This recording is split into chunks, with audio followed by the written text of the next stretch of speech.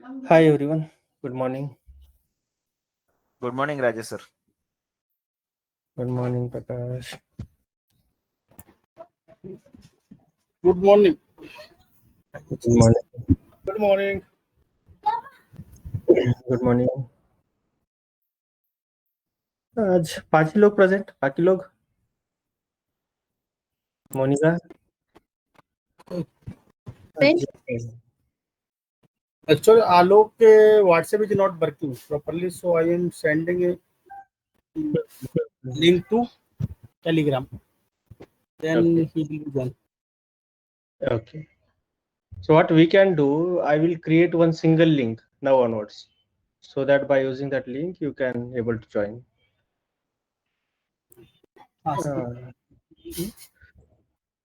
Sushant is there. Yes, sir. Present.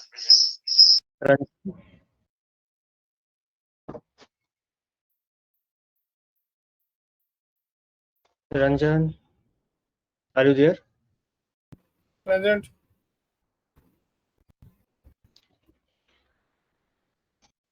ठीक है, रविंद्र नहीं है, मानव नहीं है और आशा नहीं है। 3 और एक नहीं है। और कौन? आलोक ज्वाइन की होती है, ठीक है।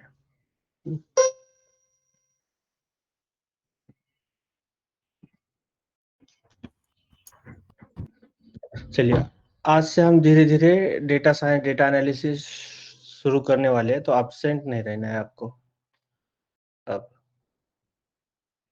रेगुलर एक्सप्रेशंस हो गए, अब पांडास शुरू करने वाले हैं हम।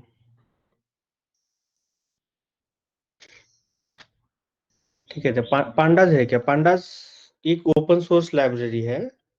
मेनली हम रियल डेटा के साथ या फिर टैबुलर डेटा के साथ हम वर्क कर सकते हैं। एक तो डेटा 3 टाइप के होते हैं, कौन कौन से?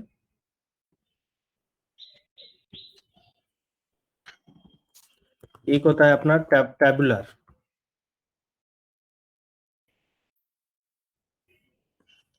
टैबुलर मतलब जहाँ पे कॉलम्स होंगे, रोज होंगे, इस फॉर्मेट में होता है। ये सबसे आसान होता है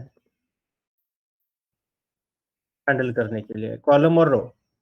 ये कहाँ, इसके सोर्सेस कौन से है? एक तो डेटाबेसेस है, रिलेशनल डेटाबेसेस, और दूसरा CSV फाइल्स। जनरली हम डेटाबेसेस से डेटा पिक करते हैं, एक्सट्रैक्ट करते हैं। CSV फाइल्स नहीं रहती जनरली रियल लाइफ में। दूसरा है अपने पास text data. Text data NLP के लिए यूज होता है, मतलब NLP प्रॉब्लम स्टेटमेंट्स या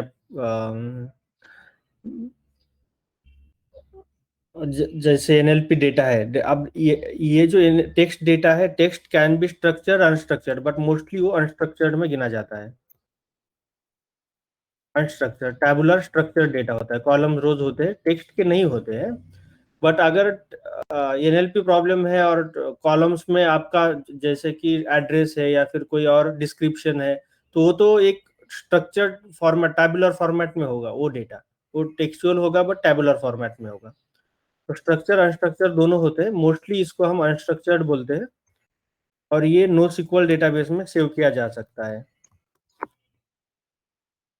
अब ये होते क्या है, आपकी साइड से आपको सर्च करना है तब तक NoSQL डेटाबेसेस। हम धीरे धीरे आ जाएंगे वहां तक, पर मीनवाइल वो आपको सर्च। फिर आता है ऑडियो वीडियो, ऑडियो वीडियो नहीं, सिर्फ इमेज वीडियो बोल सकते हैं, इमेज या फिर वीडियो डेटा। ये भी अनस्ट्रक्चर्ड है।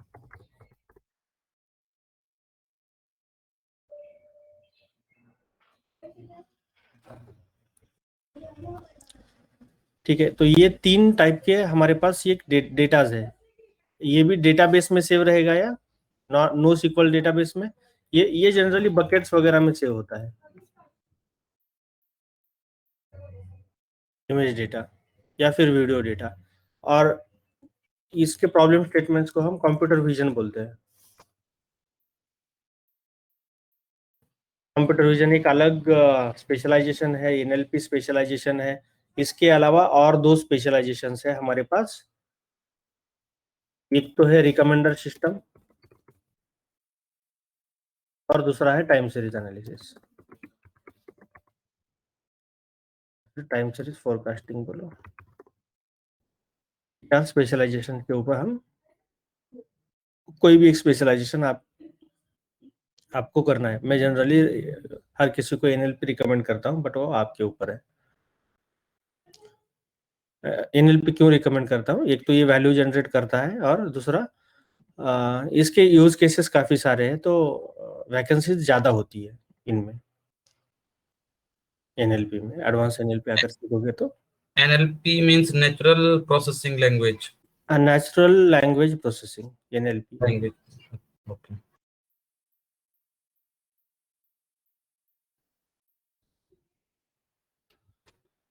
धीरे धीरे हम वहां तक आ जाएंगे, एप्लीकेशंस क्या होते हैं, कि एग्जैक्टली क्या करते हैं हम एनएलपी प्रॉब्लम स्टेटमेंट्स में, डेटा कैसे एनालाइज होता है, टेक्स्ट डेटा, वो सब धीरे धीरे देखेंगे। अब जो पांडास है, पांडास डेटा फ्रेम एक्चुअली अगर टेक्स्ट डेटा कॉलम्स और टैबुलर टाइप में अवेलेबल है तो उसके ऊपर भी हम उसको एनालाइज कर सकते हैं पांडास से।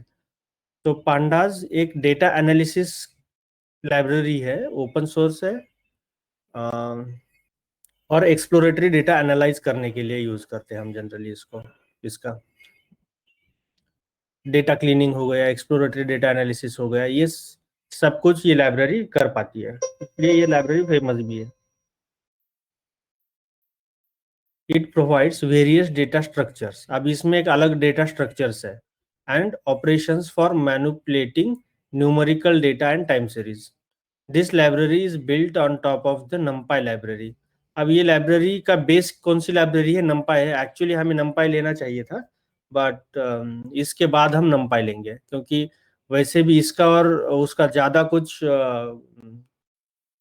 काफ़ी सारे फंक्शन सिमिलर सिमिलर है। एक तो आप ये यूज़ करो पांडास, नहीं तो फिर numpy यूज़ करो, जो भी कौन सी लाइब्रेरी यूज़ करनी है। फंक्शनैलिटी सिमिलर है, हम देखेंगे वो भी आगे जाके। बट हाँ, ये numpy के ऊपर ही पांडास का एपीआई बनाया हुआ है। जैसे कि अब बेस लाइब्रेरी numpy है, ये बेस लाइब्रेरी हो गई आपकी numpy, और इसी के ऊपर पांडास है। जैसे डीप लर्निंग में एक लाइब्रेरी है टेंसरफ्लो, और उसी के ऊपर केरास का एपीआई बनाया हुआ है उन्होंने। तो इनके फंक्शंस रिलेटिवली आसान होते हैं। अगर ये हम डायरेक्टली यूज करना चाहते हो तो इनके फंक्शंस थोड़े से मुश्किल भी होते हैं। तो ये तो एपीआई है, इसलिए ये आसान रहेगा हमेशा ही। तो similarly it similarly numpy has some kind of tricky functions। numpy में थोड़े से tricky questions functions है, पांडास में वही functions काफी आसान है। तो पांडास का जो एडवांस वर्जन अभी आया है शायद मार्च को, तो वो भी मैं इंक्लूड कर रहा हूँ इसी सिलेबस में आपके। तो वो भी हम देखेंगे कि क्या चेंजेस आए हैं, कितना फास्ट प्रोसेस कर पा रहा है डेटा को। दूसरी और एक लाइब्रेरी है डास्क। अगर आपको एक्सप्लोर करना है, कुछ आपको टाइम मिल रहा है, तो DASK डास्क लाइब्रेरी एक्सप्लोर करो। सिमिलर टू पांडास है, बट ये लाइब्रेरी फास्टर है। अब नए पांडास से और ये लाइब्रेरी हम थोड़ा सा कंपेयर भी करेंगे बाद में कि कौन सी फास्टर है। अब नया पांडा फास्टर है या फिर ये फास्टर है। डास्क लाइट वेट लाइब्रेरी है,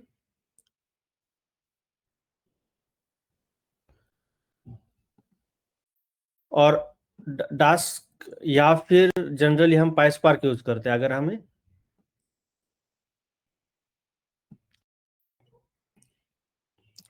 पैरेलल जॉब्स रन करने हैं तो।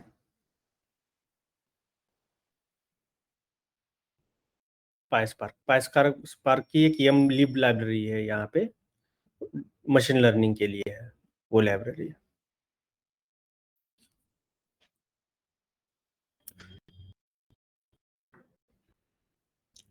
चलिए, पांडास के दो डेटा स्ट्रक्चर्स हम देख लेते हैं। एक तो सीरीज है और दूसरा पांडास डेटा फ्रेम है। यहाँ पे दो डेटा स्ट्रक्चर्स कौन से प्रोवाइड करता है?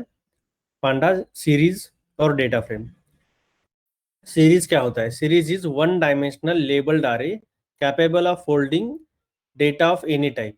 एनी टाइप मतलब integer, string, float, Python object etcetera. The axis labels are collectively called indexes. Python series is nothing but a column in Excel sheet.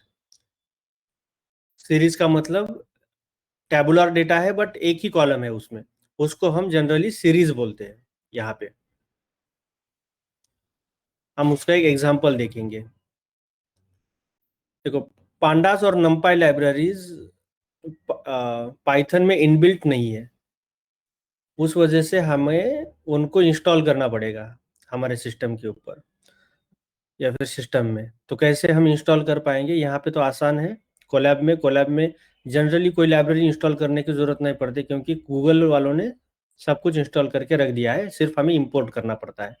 But अगर आप लोकली जुपिटर लैब या Jupyter notebook में run करना चाहते हो यही चीज, तो मुझे पिप इंस्टॉल पांडास करना पड़ेगा, बस दैट्स इट। पाइथन का एडवांस वर्जन जो भी अभी चल रहा है वो ऑटोमेटिकली डाउनलोड होगा। क्या उसका कैसे इंस्टॉल कर सकते हैं हम उसको? तो पिप पिप डिपेंडेंसी मैनेजर है यहाँ पे पाइथन में। पिप इंस्टॉल पांडास, सिर्फ इतना ही करना पड़ेगा, रन करनी पड़ेगी सेल। जैसे यहाँ पे भी मैं कर सकता हूँ, बट वो बोलेगा कि रिक्वायरमेंट ऑलरेडी सेटिस्फाइड। यहाँ पे सेटिस्फाई किया हुआ है उन्होंने रिक्वायरमेंट को। ये देखो, पिप इंस्टॉल पांडास में कर रहा हूँ और इस सेल को रन करता हूँ। देखते हैं क्या होता है।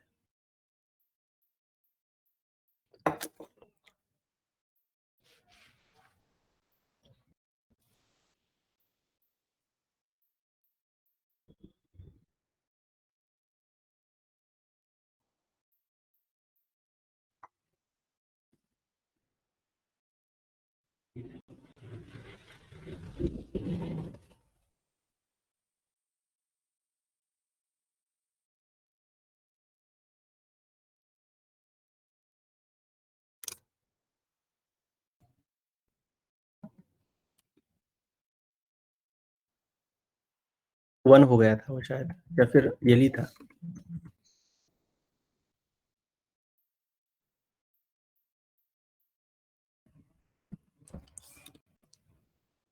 TALL ही होता है ना पांडास।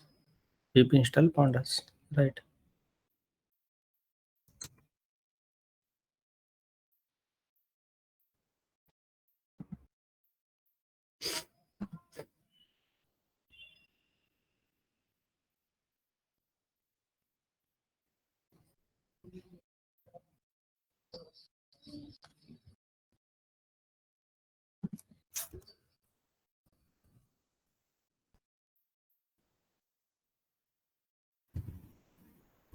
आई थिंक पाइथन हाइफन एम लिखना है आगे शायद। कोलैब में शायद ये अलग बन गया होगा।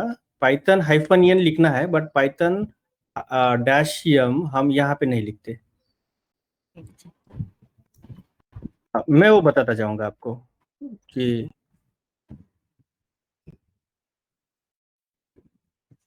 हैश लिखना था। तो अलग अलग आईडीज में अलग अलग सिंटैक्सेस है, थोड़े थोड़े चेंज होते हैं, वो हमें देखना पड़ता है।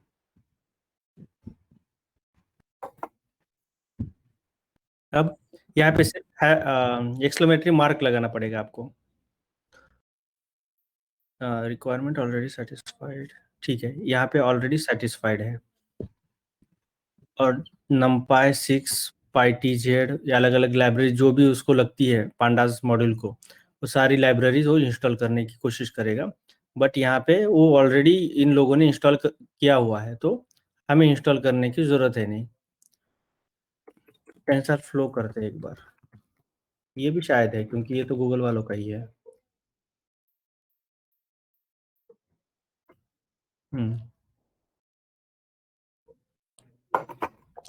ठीक है, और एक लाइब्रेरी में इंस्टॉल करके दिखाता हूँ आपको, वो होगी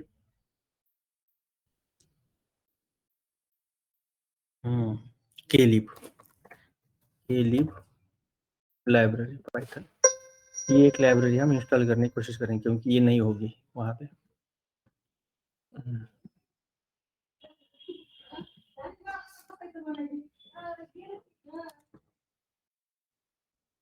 इंस्टॉल केलिब, अब ये देखो इंस्टॉल होगी ये लाइब्रेरी। देखो कलेक्टिंग केलिब कलेक्ट कर रहा है, ये उसका व्हील कर रहा है, उस कलेक्ट ये जो अलग अलग पैकेजेस है सीबॉन वगैरह, इसमें ये विजुअलाइजेशन की लाइब्रेरी है। तो it also build on the top of Matplotlib and Seaborn. तो ये सारी लाइब्रेरीज इंस्टॉल हो रही है। देखो यहाँ पे इसका वर्जन 1.1.2 भी इंस्टॉल हो गया। तो जो इंस्टॉल हो रहा है, ये ग्लोबली हो रहा है कि पर्टिकुलर इस प्रोजेक्ट के लिए हो रहा है? हमारे नोटबुक में हो रहा है, ग्लोबली नहीं होता है। तो ग्लोबल करना हो तो ग्लोबल भी कर सकते हैं। इसका मतलब फिर कभी इंस्टॉल नहीं करने पड़ेगा, मैं अगर नोटबुक नई नोटबुक बनाते हैं इसका है। हाँ, सिस्टम के ऊपर कभी आपको इंस्टॉल नहीं करना पड़ेगा। और अभी सिस्टम के ऊपर कुछ करना नहीं है आपको। अब मैं धीरे धीरे बताता जाऊंगा। अब नेक्स्ट लेक्चर से मैं वही आपको जुपिटर लैब के ऊपर हम अब आने वाले हैं, इसको यूज नहीं करेंगे अब आगे से, इस आईडी को। ठीक है। और हाँ, ग्लोबली मतलब कि सब लोगों को अब ये मतलब मैंने यहाँ पे इंस्टॉल कर दिया तो आप भी यूज कर पाओगे, ऐसा बोल रहे थे आप? नहीं, मतलब जैसे मेरे मल्टीपल प्रोजेक्ट्स हैं, हम्म। तो एक बार कर दिया तो वो अपने आप चलता रहे बाकी प्रोजेक्ट में भी। नहीं, अब इसके भी अलग अलग वेज हैं इंस्टॉल करने के। एक्चुअली इंस्टॉल कैसे करते हैं हम जनरली, अगर मैं एक प्रोजेक्ट के ऊपर काम कर रहा हूँ, मान के चलो अब एक प्रोजेक्ट के ऊपर काम कर रहा हूँ, तो आज काम कर रहा हूँ मैं, ठीक है, एक प्रोजेक्ट के ऊपर। बट और एक मुझे मेंटेनेंस का या फिर सपोर्ट का प्रोजेक्ट दिया गया है मेरी टीम ने, और वो 2 साल पहले किया था उन्होंने, उन लोगों ने, और थोड़े से माइनर चेंजेस है वो मुझे इम्प्लीमेंट करने के लिए बोले हैं। अब मैंने ये क्लोन कर दिया लोकल सिस्टम में, मैंने इसके ऊपर भी मैं काम कर रहा हूँ। अब मैं यहाँ पे पांडास का लेटेस्ट वर्जन यूज कर रहा हूँ क्योंकि मैं आज काम कर रहा हूँ इसके ऊपर। ये पांडास का पुराना वर्जन होगा, वो 2 साल पहले का वर्जन होगा।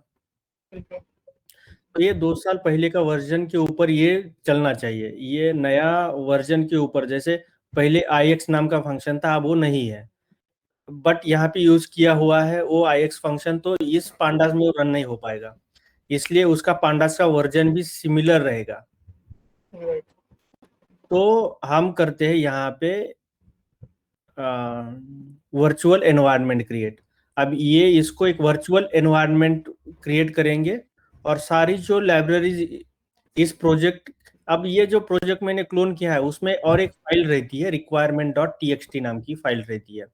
अब ये फाइल में सारी डिपेंडेंसीज होती है, पांडास का कौन सा वर्जन है, सारी चीजें वहां पे लिखी गई होती है requirement.txt फाइल में।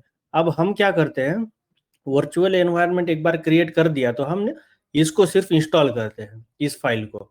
अब इस फाइल को इंस्टॉल करने के बाद वर्चुअल एनवायरनमेंट में, ये प्रोजेक्ट के लिए वर्चुअल एनवायरनमेंट अगर हमने एक्टिवेट किया तो इसका ही वर्क हम कर पाएंगे। अब इस एनवायरनमेंट में चले गए हम, सारी पांडास के वही वर्जन से जो इस प्रोजेक्ट को रन करने के लिए लगेंगे हमें, ये वर्जन्स नहीं होंगे। अब यहाँ से डीएक्टिवेट कर दिया हमने वर्चुअल एनवायरनमेंट, और इसका वर्चुअल एनवायरनमेंट एक्टिवेट कर दिया, तो मैं इसमें काम कर सकता हूँ। अब लोकल में इसीलिए हम कोई भी डिपेंडेंसी लोकल में इंस्टॉल नहीं करते, क्योंकि लोकली इंस्टॉल कर दिया तो लोकल का प्रिसाइड करेगा इससे लोकल लाइब्रेरी। तो लोकल में किसी लाइब्रेरी को आपने इंस्टॉल नहीं करना है अभी, इसीलिए मैं धीरे धीरे उस वहां तक आ रहा हूँ। आपको पाइथन का कौन सा वर्जन इंस्टॉल करना है वो मैं सब बताता जाऊंगा, क्योंकि पाइथन का भी लेटेस्ट वर्जन हमें नहीं यूज करना है, अनस्टेबल होता है, राइट। उसमें बग्स होते हैं, वो धीरे धीरे वो स्टेबल होने लगता है। जब वो काफी सारे यूजर्स ने अगर बग को इरेज किया तो वो फिर इम्प्लीमेंट करके वो फिर स्टेबल वर्जन में कन्वर्ट होगा। तो आप लेटेस्ट वर्जन भी नहीं इंस्टॉल करोगे। एक तो वो उसका फायदा हो गया स्टेबल वर्जन का। फिर दूसरी बात, स्टेबल वर्जन हम क्यों यूज़ करते हैं, क्योंकि बाकी सारे ऑर्केस्ट्रेशन फ्रेमवर्क्स हम यूज़ करने वाले हैं तो वो लेटेस्ट वर्जन को सपोर्ट नहीं करते, क्योंकि उनके ऊपर इन्होंने काम नहीं किया होता है अभी तक। शुरू इन्होंने जो काम किया होता है वो एक दो वर्जन, जैसा कि 3.10 है, 3.12 है, ये सपोर्ट करता है। वो एकदम से मान के चलो 4 आ गया वर्जन, तो 4 के ऊपर तो इन्होंने बिल्ड करना, काम करना शुरू ही नहीं किया है। जैसे कि ये केड्रो हो गया या फिर और प्रीफेक्ट हो गया या फिर क्यूफ्लो हो गया, इन लोगों ने इनकी भी तो कम्युनिटी है। ये लोग कब शुरू करेंगे काम करना, जब ये अवेलेबल हो पाइथन 4। अभी तक तो पाइथन 3 अवेलेबल है, राइट। तो इनका इंटीग्रेशन यहाँ पे नहीं हो सकता ये नई लाइब्रेरी का। उस वजह से भी हम स्टेबल वर्जन्स प्रेफर करते हैं। वो तो जो रिक्वायरमेंट फाइल आप बता रहे हो उसमें जो वर्जन होगा उसके अकॉर्डिंग ही इंस्टॉल करेगा उस सारी चीजें। कौन सा? तो आप ये राइट साइड आपने बताया कि हर प्रोजेक्ट में एक फाइल होती है requirement.txt, उसमें अपने पास जितनी लाइब्रेरी होती हैं वो सारे उस प्रोजेक्ट की इसमें मेंशन होती है, राइट, विद वर्जन। तो सारे वर्जन पहले ऑटोमेटिक इंस्टॉल होते हैं कोई सिंगल कमांड से कि 1 बाय 1 करने पड़ते हैं? नहीं, ये एक ही कमांड होती है। यहाँ पे जितनी भी लाइब्रेरी है, मान के चलो 50 लाइब्रेरी 20 लाइब्रेरी है, वो सिर्फ हमें करना है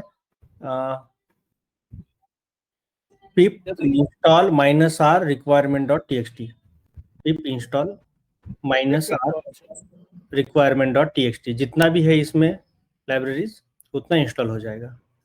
मतलब पिप और npm सेम काइंड ऑफ हो गया, राइट, कि नोड में npm है, यहाँ पे pip है।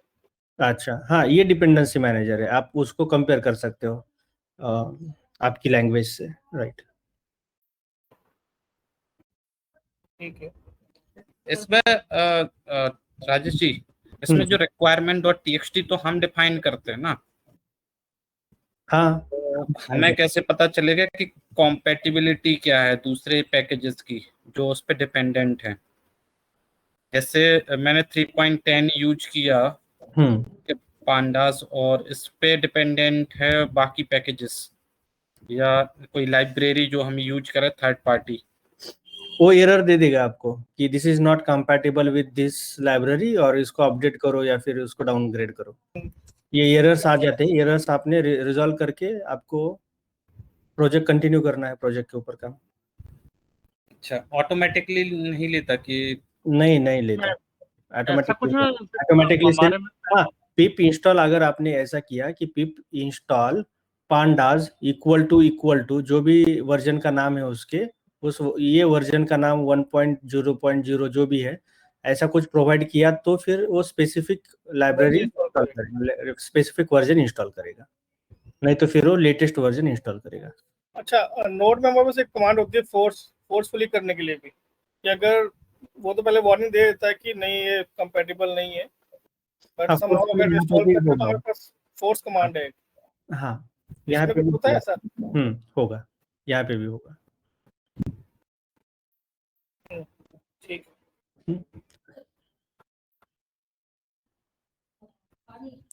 चलिए, एक तो डेटा टाइप है आपका pd.series। अब उसको क्रिएट कैसे कर सकते हैं? एक तो आप empty सीरीज क्रिएट करो। शुरुआत देखो, यहाँ पे scr इक्वल्स टू pd.series किया है। pd.series यस कैपिटल है उसका। pd में वो फंक्शन आता है पांडास में, pd.series। और हम फिर एक डेटा का आरे, मतलब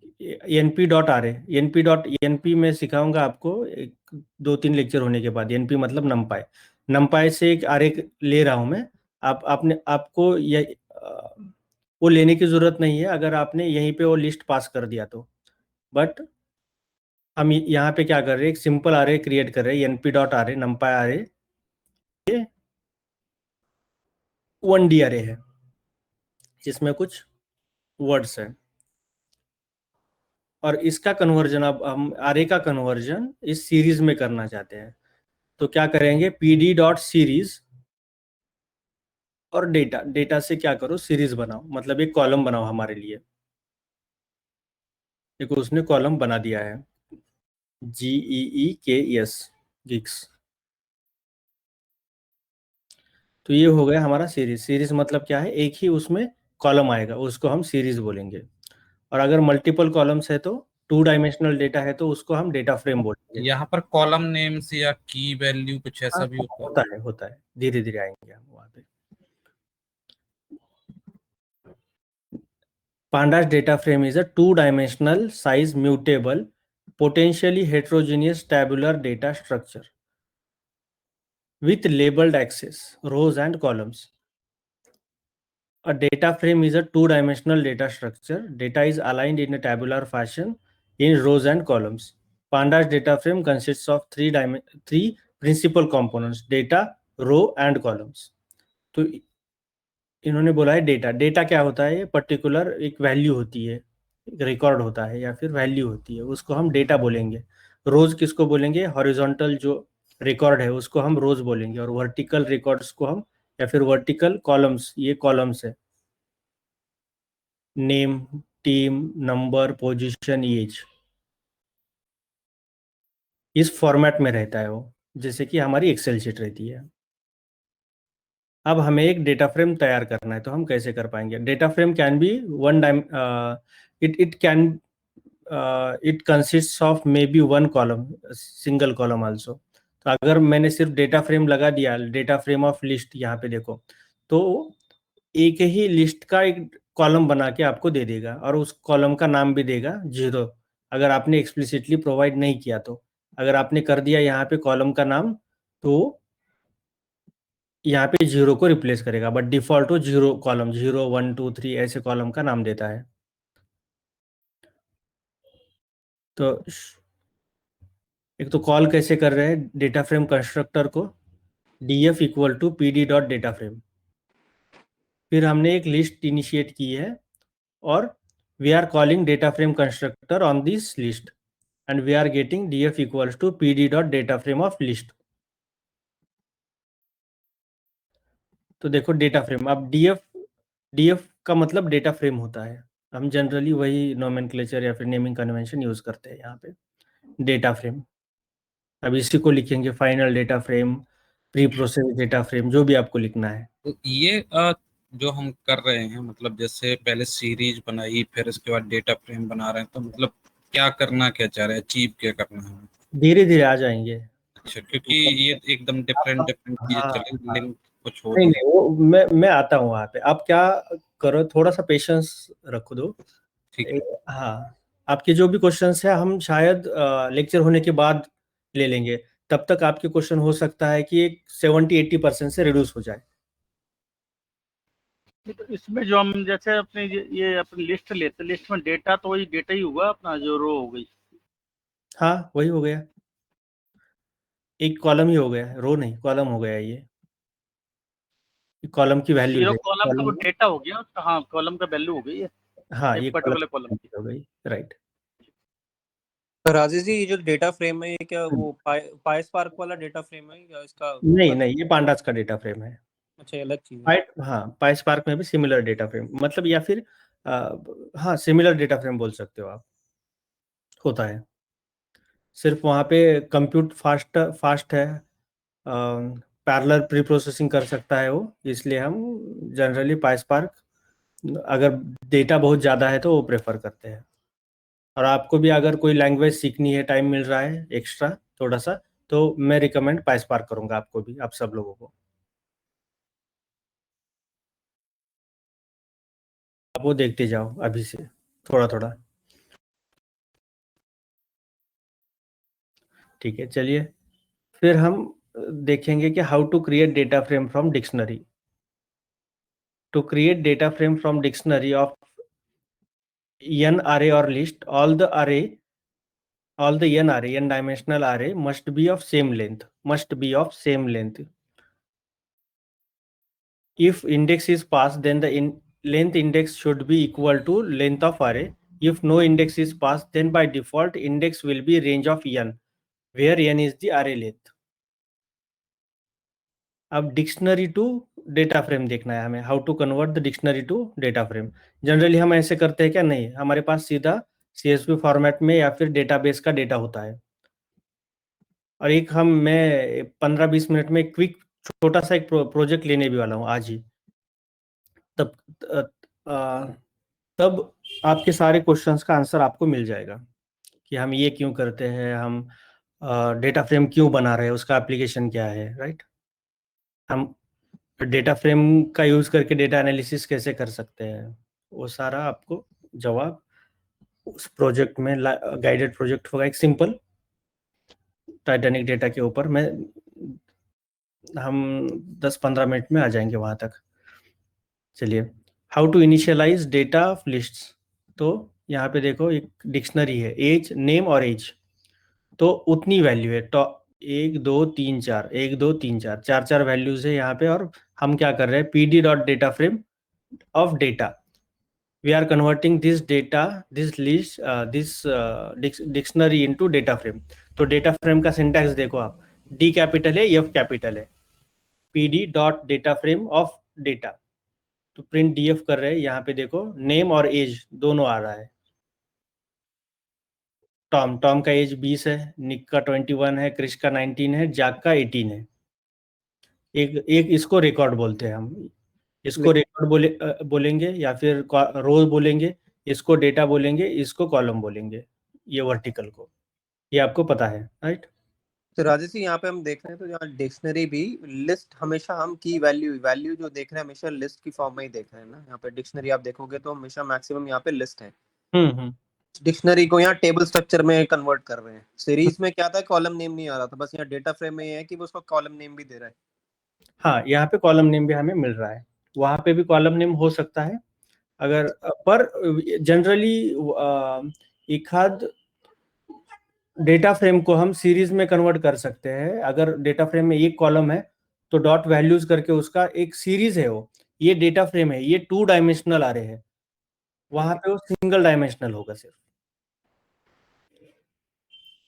और उसका प्रैक्टिकल एप्लीकेशन धीरे धीरे हम देख लेंगे, अभी सीरीज का जल्दी नहीं आएगा प्रैक्टिकल एप्लीकेशन, बट हो सकता है डीप लर्निंग में ज़्यादा यूज हो, और मशीन लर्निंग में वाई वेरिएबल को कन्वर्ट कर कभी कभी हम सीरीज में भी कन्वर्ट करते हैं उसको, तो वो भी मैं आपको बताता हूँ। But as such machine learning में सीरीज की यूटिलिटी काफ़ी कम है, हम डेटा फ्रेम के ऊपर ही ज़्यादा काम करते हैं। डीप लर्निंग में है यूटिलिटी, वहाँ पे आप क्लियरली आप समझ पाओगे कि हम सीरीज वहाँ पे क्यों कर रहे हैं use.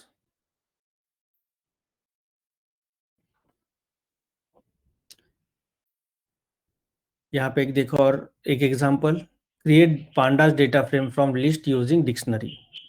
Create pandas data frame from list using dictionary. Creating pandas data frame from list using dictionary can be achieved in different ways. We can create pandas data frame from list using dictionary using pandas.dataframe. With this method in pandas we can transform a dictionary of list to a data frame। ठीक है, फिर से देखो यहाँ पे name है, यहाँ पे नेम, डिग्री और स्कोर, ये 3 कॉलम्स हम क्रिएट कर रहे हैं। अब इस डिक्शनरी में 3 कीज है और काफ़ी सारी वैल्यूज है, 1 2 3 4 वैल्यूज है। तो pd.dataFrame of ticked, ये सिमिलर एग्जांपल है जो भी आपने ऊपर देखा अभी। अब सबसे इंपॉर्टेंट चीज़ ये है कि how to read CSV file. अगर मेरे पास CSV फाइल है तो मैं वो कैसे रीड कर पाऊंगा।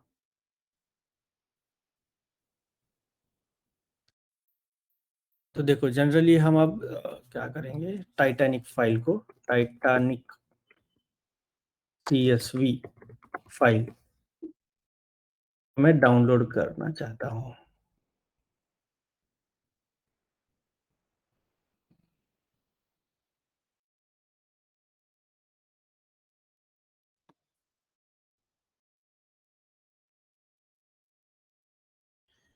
यहाँ पे train.csv फाइल है यहाँ पे मौजूद।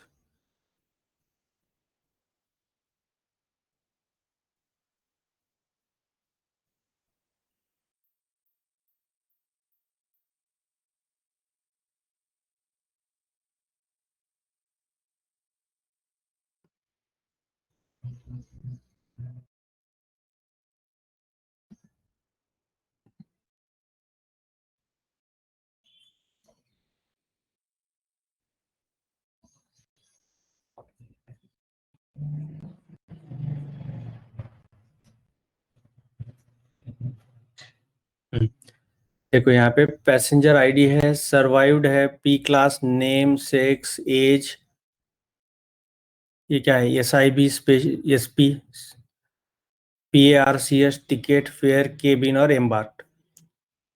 इतने सारे कॉलम्स है हमारे डेटा CSV फाइल में।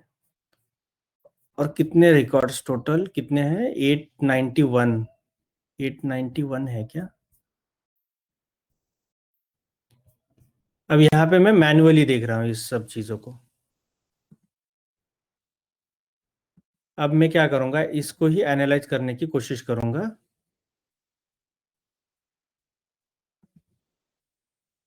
यहाँ पे अब मुझे क्या करना पड़ेगा, ये लोकली सेव किया हुआ फाइल है। अब मैं जुपिटर लैब या जुपिटर नोटबुक एनवायरनमेंट यूज़ करता तो मैं लोकली इसको एक्सेस कर सकता था, इस फाइल को। बट अब ये लोकल में है और हम जो आईडी यूज़ कर रहे हो वेब बेस्ड है, क्लाउड का आईडी है गूगल का। तो मुझे यहाँ पे उसको अपलोड करना पड़ेगा। अब अपलोड कहाँ पे करना है एग्जैक्टली, तो मैं शायद अपलोड कर पाऊंगा मेरे गूगल ड्राइव में, और सेम पाथ मुझे यहाँ पे प्रोवाइड करना है गूगल ड्राइव का, ठीक है। बट अभी के लिए मैं क्या कर रहा हूँ, यहीं पे अपलोड कर रहा हूँ, यहाँ पे लोकली एक अपलोड करता हूँ मैं। train.csv ओपन कर रहा हूँ मैं। हाँ, यहाँ पे एक वार्निंग आ गई है, देखो। Ensure that your file are changed elsewhere, are saved elsewhere. This runtimes file will be deleted when the runtime is terminated. मतलब कि अगर मैं नोटबुक बंद करता हूँ तो यहाँ की जो फाइल है वो ऑटोमेटिकली डिलीट हो जाएगी। तो इसलिए आपको यहाँ पे नहीं सेव करना है फाइल को आप सेव करोगे आपके ड्राइव के ऊपर। अब ये आपके लिए एक्सरसाइज होगी।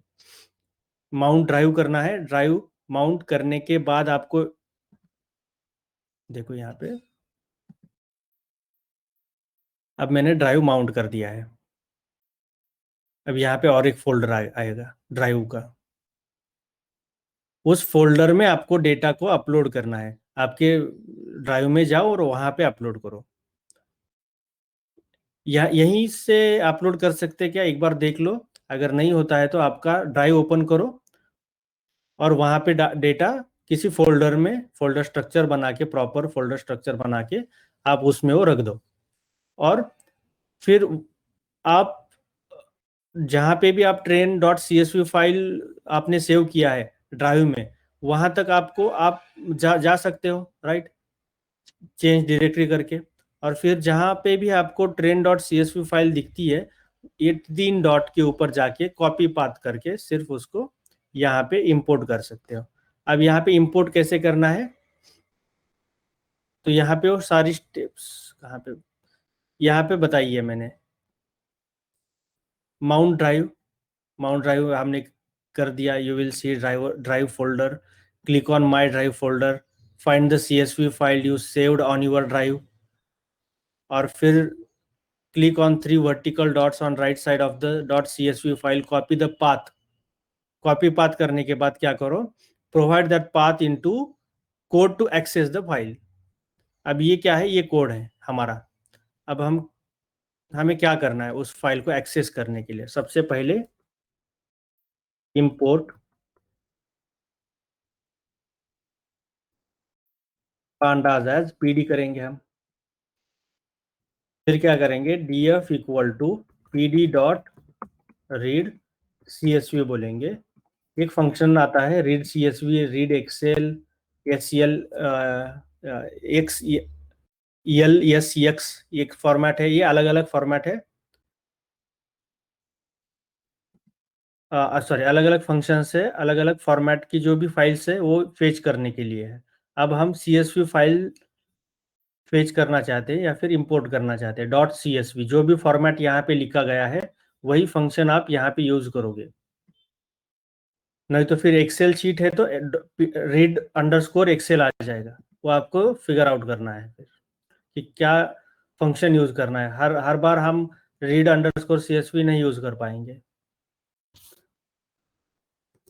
और मैंने क्या कर दिया है यहाँ पे, उसका पाथ जो है वो दे दिया है, content/train.csv, बस इतना सिंपल पाथ है उसका।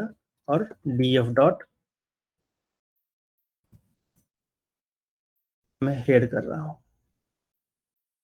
यहाँ पे कुछ रिकॉर्ड्स आ गए हैं, 5 रिकॉर्ड्स। हेड का मतलब 5 रिकॉर्ड्स होते हैं, तो 1 2 3 4 5 रिकॉर्ड्स ये आ गए। यहाँ पे भी वही किया है, pd.read.csv। और जितना भी लंबा पाथ है यहाँ पे देखो, कंटेंट में ड्राइव में मेरा और एक फोल्डर है माय ड्राइव, उसमें एक मैंने फोल्डर तैयार किया था माय मेंटरशिप, और उसमें ये फाइल है nba.csv। अब आपने अगर सर्च किया डाउनलोड nba.csv,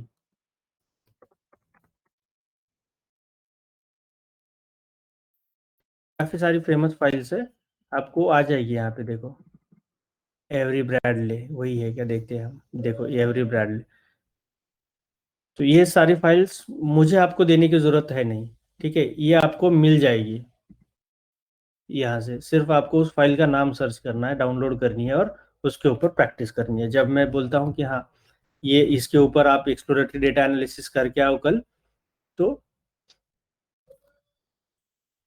आप ऐसे डेटा फाइंड कर सकते हैं उसके लिए।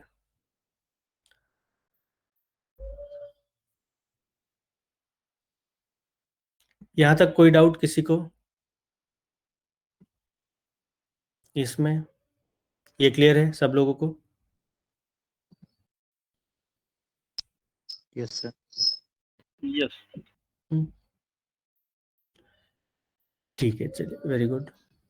अब देखो ये 2 डायमेंशनल डेटा है, 2 डायमेंशनल डेटा। यहाँ पे मैंने क्या किया है, डेटा डॉट हेड किया है। डेटा डॉट हेड मेथड क्या करती है, मुझे पहले 5 रिकॉर्ड्स दे देती है। अब इसमें कुछ अलग अलग पैरामीटर्स भी पास कर सकते हैं, जैसे डेटा ऑफ 10। अगर मैंने डेटा ऑफ 10 किया, df डॉट हेड ऑफ 10 कर दिया, तो अब मुझे 10 रोज मिलेगी, पहली 10 रोज।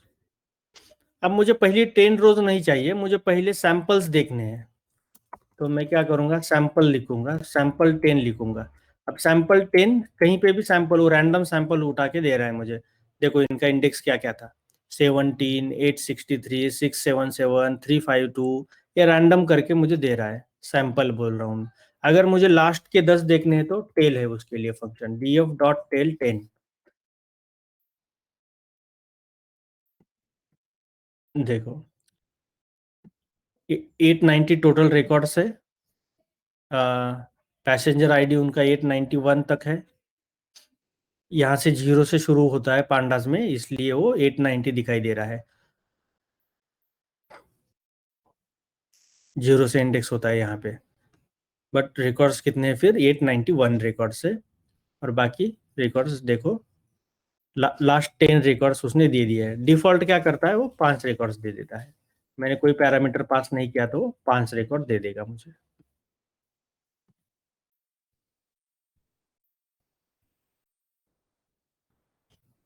अब मैं यहाँ पे देखो,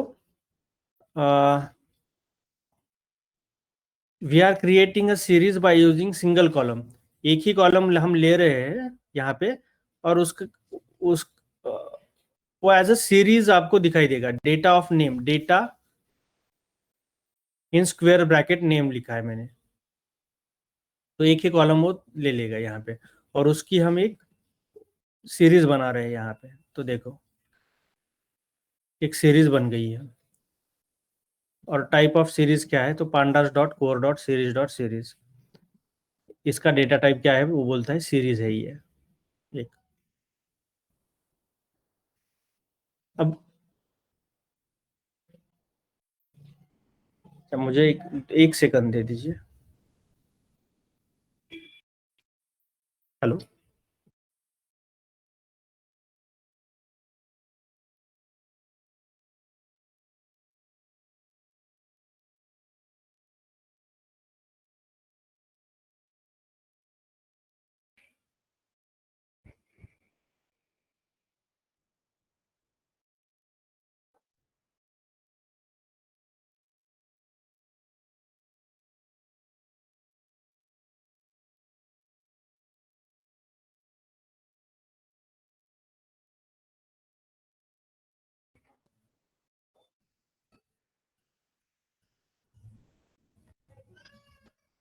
चलिए, अब यहाँ पे एक अल्टरनेटिव मेथड दी गई है, alternative method to connect drive and load the data.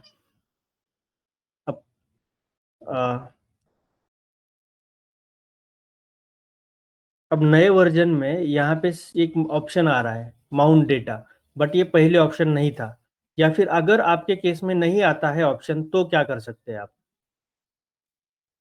आप इस कोड को कॉपी करके ले लो आपके नोटबुक में, फ्रॉम google.colab import ड्राइव, और हम फिर बोल रहे हैं कि उसको क्या करो, माउंट को ड्राइव को माउंट कर दो, drive.mount content/drive, ये कोड आता है। इसको मैं क्या कर सकता हूँ, कॉपी करता हूँ मैं इसको, और यहाँ पे मैं मेरी नोटबुक में पेस्ट करूंगा, तो ये ड्राइव इंपोर्ट करेगा। और कनेक्ट करने के लिए आपको परमिशन देनी पड़ेगी, permit this notebook to access your Google drive files. और मैं बोल रहा हूँ कनेक्ट, ठीक है, कनेक्ट कर दो इसको,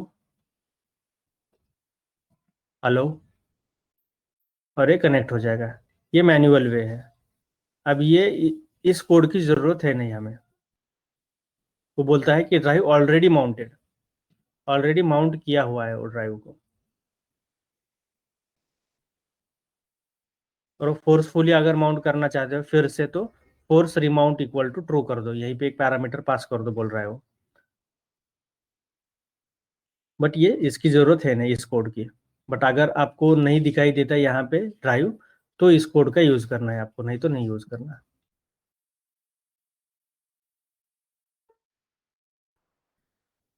ठीक है, ये अलग अलग मेथड्स आपको ट्राई करनी है यहाँ तक। तो मैं क्या करता हूँ, dealing with rows and column, dealing with में क्या है, अच्छा, और मैं क्विकली देख लेता हूँ कि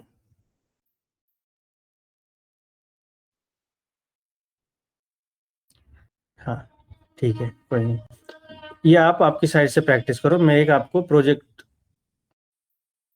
हम एक प्रोजेक्ट से शुरू कर देते हैं। ये तो सिंपल है यहाँ पे, और काफ़ी सारे फंक्शंस हम रिपीट भी करने वाले हैं।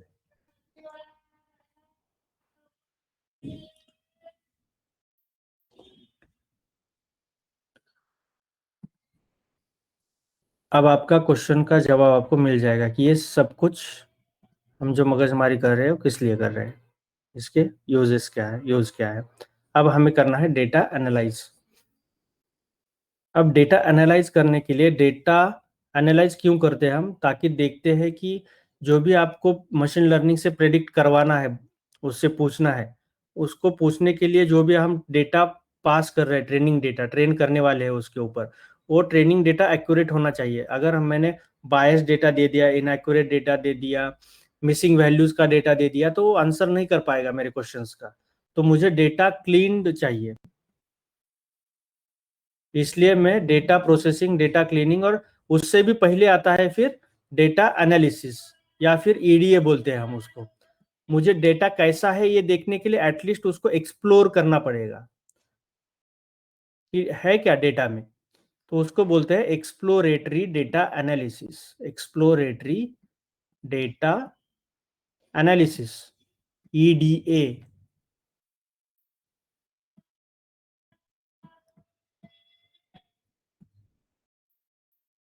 ये डेटा कैसा है, क्या नहीं है, कौन से कॉलम्स है इसमें, कॉलम्स अगर टेक्स्ट फॉर्मेट में है तो मुझे वो न्यूमेरिकल फॉर्मेट में कन्वर्ट करना पड़ेगा। क्यों करना पड़ेगा, तो मेरा मॉडल टेक्स्ट डेटा के ऊपर काम नहीं कर सकता, उसको सिर्फ नंबर्स, वो सिर्फ नंबर्स जानता है।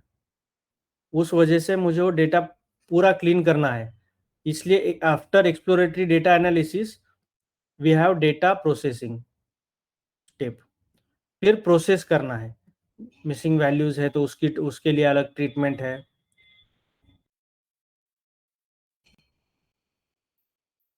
अब डेटा को प्रोसेसिंग करने की जरूरत क्यों है, अब मान के चलो कि एक रिकॉर्ड है मेरे पास, और वो रिकॉर्ड क्या हो गया, उसमें एक गलत डेटा एंटर हो गया, एरर है यहाँ पे, नॉइज है कुछ, जैसे कि अगर मैं बोलता हूँ कि मेरे पास कुछ हाइट वाले रिकॉर्ड्स है, इंडियन लोगों के हाइट वाले कुछ रिकॉर्ड्स है, और उसमें सिर्फ 3 रिकॉर्ड है, 6 एक है, 5,5.5, 5.3, 5.9,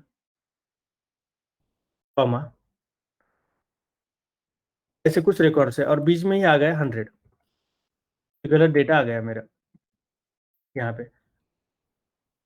अब मुझे बताओ कि 100 अगर मैं ऐड करता हूँ इन सारे रिकॉर्ड्स में, तो मेरा एवरेज क्या बनता है? अगर मैं बोलूँ कि average height of Indian people is, अब मुझे एवरेज हाइट निकालनी है इनकी, अब बताओ मुझे। तो उसके लिए इन 4 का ऐड करके डिवाइड करें 4 हाँ, 100 से तो 1, 2, 3, 4, 5 ये सारे प्लस लेंथ से डिवाइड कर दो इसकी लेंथ। नहीं, ये इसका आंसर कितना आता है ये बताओ आप। अगर मैं 5.5 plus 6 plus 5.3 plus 5.9 plus 100 divided 100 तो ज्यादा हो जाए। हाँ, कितना आता है आंसर? आएगा 50 आएगा? नहीं, 50 नहीं आएगा, कम आएगा।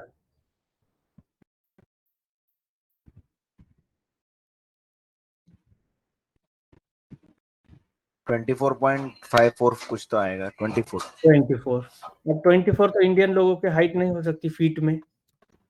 अभी डेटा एरर है इसमें, इसको हम आउटलायर बोलते हैं, ये आउटलायर है हमारे डेटा में।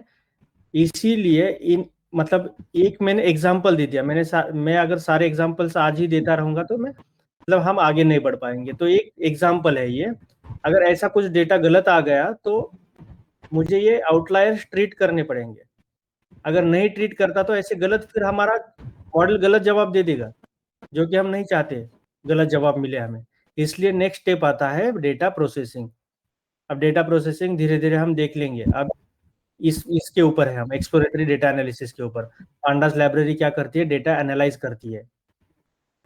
अब डेटा एनालिसिस भी 2 प्रकार के होते हैं, ईडीए भी। एक तो एक स्टैटिस्टिकल ईडीए होता है, स्टैटिस्टिकल मतलब मीन, मोड, मीडियन डेटा का क्या है, हिस्टोग्राम, आउटलायर्स कितने हैं, वो सब सारा कुछ स्टैटिस्टिकल में आएगा, स्टैटिस्टिकल डेटा एनालिसिस।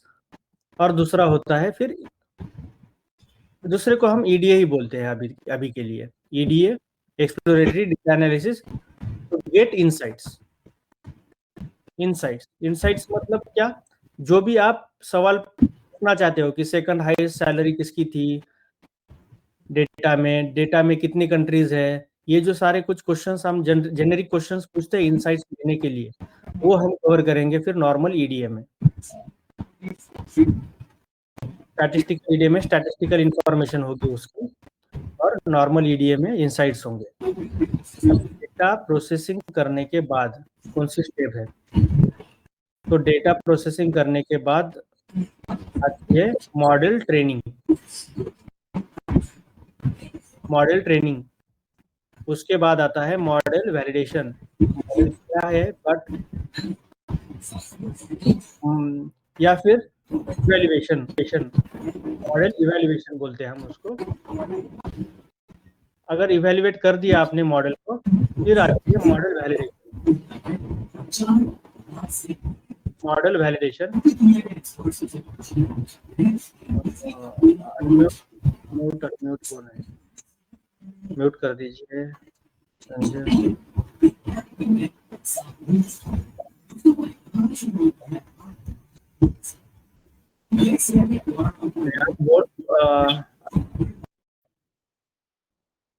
ठीक है, data processing, model training, model evaluation, model validation, और वैलिडेशन होने के बाद हम करते हैं उसका डिप्लॉयमेंट,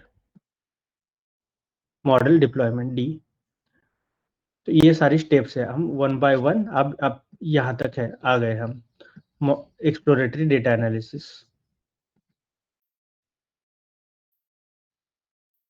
आपकी इसकी यूटिलिटी पता चल गई है आपको।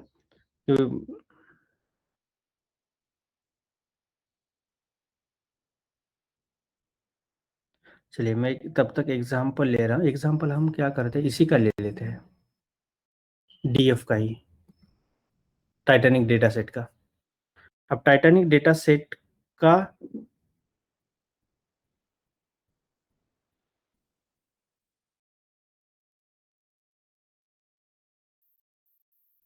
इसमें प्रॉब्लम स्टेटमेंट में भी ये हो सकता है कि टाइटैनिक डेटा सेट में कि factors that affect the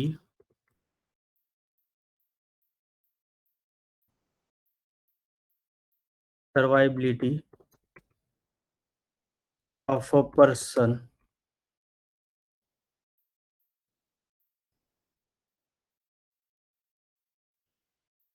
onboarded to the Titanic. Titanic जहाज आपको पता है। अब हम देखना चाहते हैं कि factors that affect the survivability of a person, ये अगर जिंदा है आदमी तो क्यों जिंदा है, वो मर क्यों नहीं गया। हाँ, ठीक है। अब ये हम चेक करने वाले हैं, या फिर ये इनसाइट्स आपको मिल जाएगी। कौन लोग जिंदा थे वहाँ पे, उनका जेंडर क्या था, कौन से जेंडर के लोग ज़्यादातर सरवाइव हुए हैं, उनका फेयर क्या था, कैबिन नंबर क्या था उनका, कौन से लोग बच गए तो कौन से कैबिन में थे, उनका क्या क्लास, कौन सा क्लास था, वो सब कुछ आपको इनसाइट्स में मिल जाएगा। एक्सप्लोरेटरी डेटा एनालिसिस में आपको वो इन्फॉर्मेशन मिल जाएगी। df.info में करता हूं तो अब ये मुझे बोलेगा कि number of rose and columns क्या है, उनके डेटा टाइप्स क्या है, और अगर नल वैल्यूज है उसमें तो कितनी नल वैल्यूज है। वो फाइंड आउट करने के लिए हमारे पास df.info नाम का एक फंक्शन है। देखो फंक्शन में कैसे यूज कर रहा हूँ, अब मैं पूरा सिंटैक्स में नहीं जाऊंगा किसी भी फंक्शन के, वो आपको देखते रहना है क्योंकि हम ज़्यादा से ज़्यादा अब फंक्शंस लेने वाले हैं। अब तक हम क्या कर रहे थे, सिर्फ दो तीन फंक्शंस हर क्लास में देख रहे थे। आज हो सकता है कि 10 नए फंक्शन, 15 नए फंक्शन एक ही बार में देख ले। यहाँ पे देखो df.info, इन्फो एक कॉलम, कितने कॉलम से वो आपको मिल रहे हैं, how many non null counts are there in each column, उसकी इंफॉर्मेशन है, डेटा टाइप्स है उसके। अब मुझे ये देखिए, मतलब ये तो हमने देखा, बट इसका यूज क्या होता है, इसकी यूटिलिटी क्या है। तो अब मुझे ये पता चल गया है कि कुछ जो कॉलम्स है ऑब्जेक्ट में है यहाँ पे। अब मुझे मॉडल ट्रेनिंग के लिए ऑब्जेक्ट में नहीं चाहिए, एक तो फ्लोट चाहिए नहीं तो इंटीजर चाहिए, बट मुझे ऑब्जेक्ट नहीं चाहिए। केबिन एनबार्क वगैरह ऑब्जेक्ट है, या फिर मुझे इसका कन्वर्जन न्यूमरिक में करना पड़ेगा या फिर इसको ड्रॉप करना पड़ेगा। अब मैं वो कैसे कर सकता हूँ, एक तो पहले मुझे सारे न्यूमरिक्स में कन्वर्ट करने पड़ेंगे और उसके बाद मुझे देखना पड़ेगा कि इनका और जो भी हमें फाइंड आउट करना है उसमें कुछ रिलेशन है कि नहीं। अगर है तो ही मैं लूंगा मॉडल ट्रेनिंग के लिए वो वेरिएबल, नहीं तो नहीं लूंगा। अब इसका मतलब क्या होता है, अगर मान के चलो कि मैं आपका इंटरव्यू डेटा साइंस के ऊपर ले रहा हूँ, तो आपको पता है कि उसमें सब्जेक्ट्स क्या होते हैं। उसमें सब्जेक्ट्स पाइथन होता है, एसक्यूएल होता है, मशीन लर्निंग के एल्गोरिदम्स होते हैं, डीप लर्निंग के एल्गोरिदम्स होते हैं। तो उतने ही मैं पढ़ाऊंगा और उतने ही आप सीखोगे और ट्रेन हो जाओगे उसके ऊपर। अब एक और सब्जेक्ट है, मान के चलो डॉट नेट यहाँ पे। अब डॉट नेट की तो जरूरत है ही नहीं हमारे डेटा साइंस में, और आप अगर वो पढ़ने लगोगे तो, और या फिर आप ट्रेनिंग में उसको लोगे तो नुकसान क्या होगा, नुकसान कुछ नहीं होगा एज सच, बट आपका टाइम जाएगा वहाँ पे। सिमिलर वे में यहाँ पे भी वैसा ही होता है, अगर कुछ काम के वेरिएबल्स है नहीं और आप वो यूज करना चाहते हो तो आपका टाइम जाएगा ज़्यादा ट्रेनिंग में। तो हम वो नहीं चाहते, इसलिए हम पहले ही देखेंगे कि कौन से वेरिएबल उसको अफेक्ट कर रहे हैं, हमारे टारगेट वेरिएबल को। वो धीरे धीरे वहां तक मैं आ जाऊंगा। अभी के लिए सिर्फ एक्सप्लोरेटरी डेटा एनालिसिस तक ही हम सीमित रखते हैं हमारा जो लेक्चर है वो आज का। ठीक है, ये हो गया df.info फंक्शन। अब मुझे ये देखना है कि how to calculate unique values for each column. उसके लिए एक फंक्शन है df dot unique, df dot unique. अब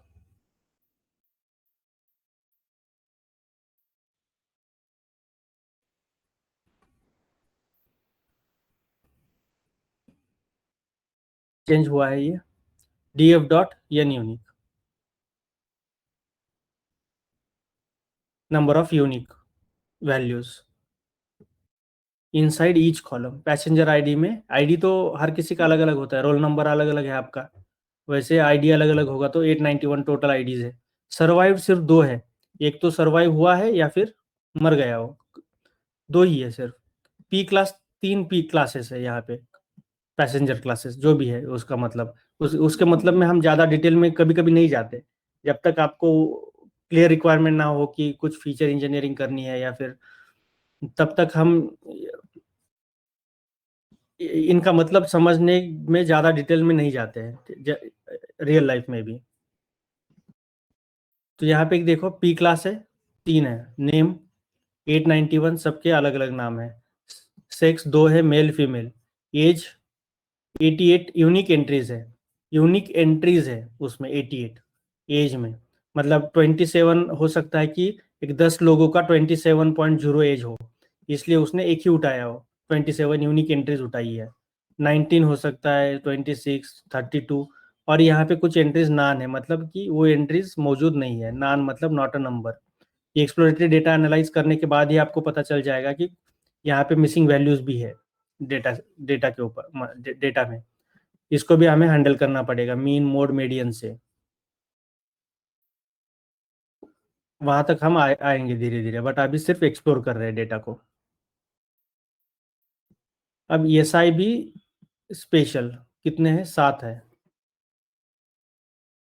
ESI भी स्पेशल, इसमें कितने नंबर से 0 होगा, 1 2 3 4 5 6 हो गए।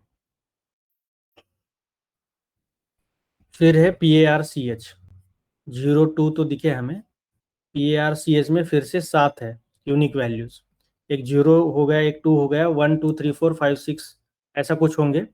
वो आपको अगर चेक करना है तो आप इससे भी डिटेल में जाके चेक कर सकते हैं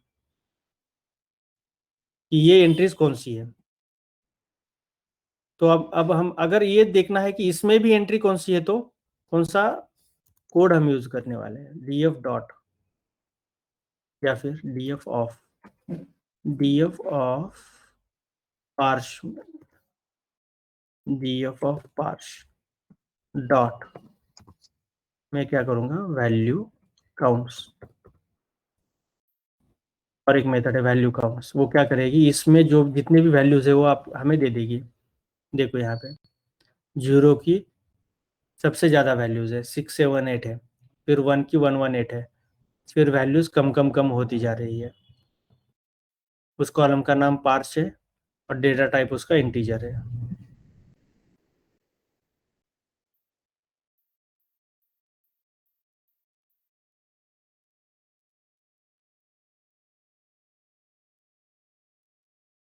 ठीक है,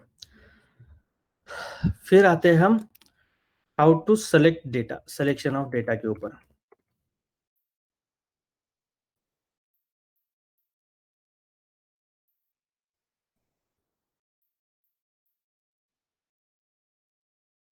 अब सिलेक्शन ऑफ डेटा, तो मुझे डेटा सिर्फ सेलेक्ट करना है, किसी एक कॉलम को सेलेक्ट करना है, तो फिर मैं कैसे कर पाऊंगा, बस ये कोई भी कॉलम का नाम लिख दो, df ऑफ PARCH आपको मिल जाएगा, या फिर P क्लास कर दो,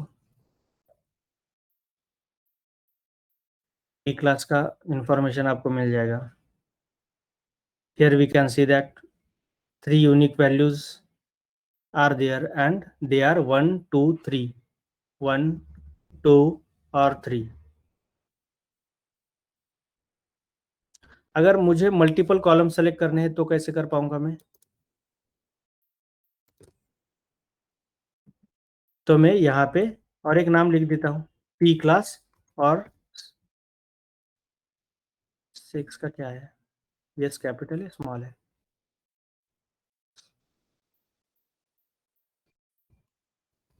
six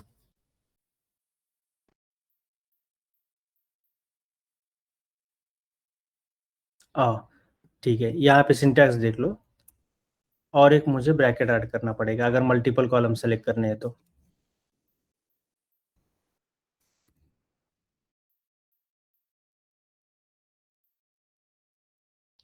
df of p class comma 6, दो सिर्फ स्क्वायर ब्रैकेट मुझे ऐड करने पड़ेंगे यहाँ पे।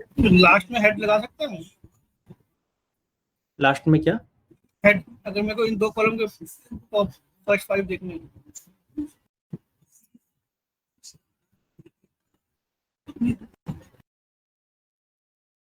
देख सकते हो भी। अगर इसको सेव करना है तो वो भी आप कर पाओगे। अगर इसको भी df अंडरस्कोर क्लास एंड 6 में सेव करना चाहते हो तो ये भी हो सकता है। df, एक नया df तैयार होगा अब यहाँ पे। फिर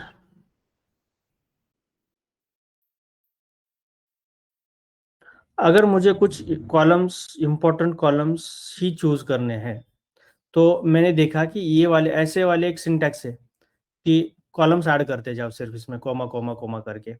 या फिर ऐसा है कि मुझे पता है कि कस्टमर का नाम इंपॉर्टेंट है क्या नहीं है, किसी भी नाम वाला व्यक्ति मर सकता है इस एक्सीडेंट में, तो नाम इंपॉर्टेंट नहीं है, उसका आईडी भी इंपॉर्टेंट नहीं है। रोल नंबर वाइज कुछ होगा क्या कि इस वाले इस तक रोल नंबर वाले लोग नहीं मरेंगे फिर, या फिर मरेंगे नहीं, उनकी डेथ हो जाएगी, नहीं नहीं। फिर हो सकता है कि टिकट भी उतना काम का नहीं है यहाँ पे। मैं फिर से क्या करता हूँ, df डॉट हेड करता हूँ ताकि हमें यहाँ पे ऊपर जाने की जरूरत ना पड़े फिर से।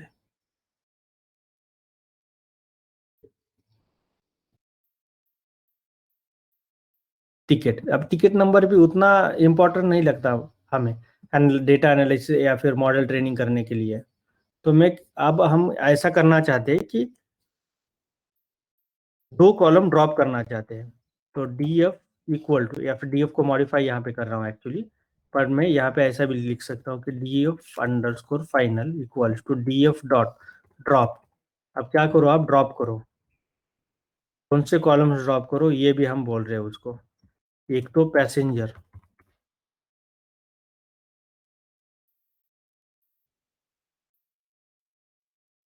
तो पैसेंजर आईडी ड्रॉप कर दो, उसका नेम एक ड्रॉप कर दो,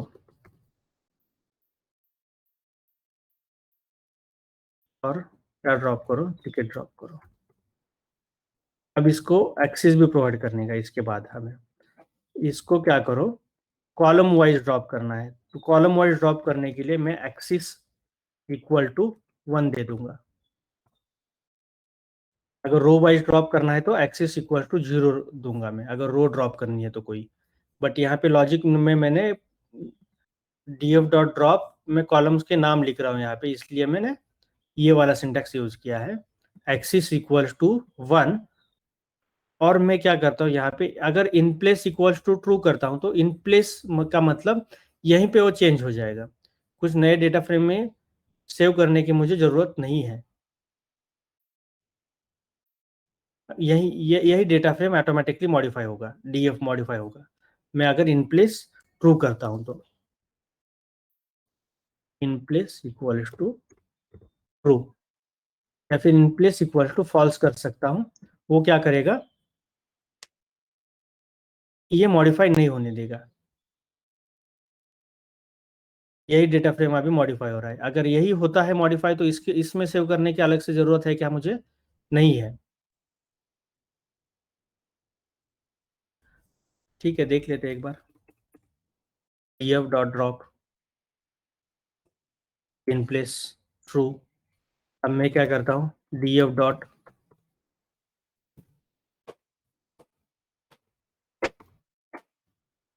कॉलम्स, तो मुझे क्या दिखाई देगा पैसेंजर आईडी, नेम और टिकट नहीं है। किसमें नहीं है? इस ओरिजिनल डेटा फ्रेम में ड्रॉप कर दिया मैंने। तो df डॉट कॉलम से अलग आपको ये भी फंक्शन मिल गया।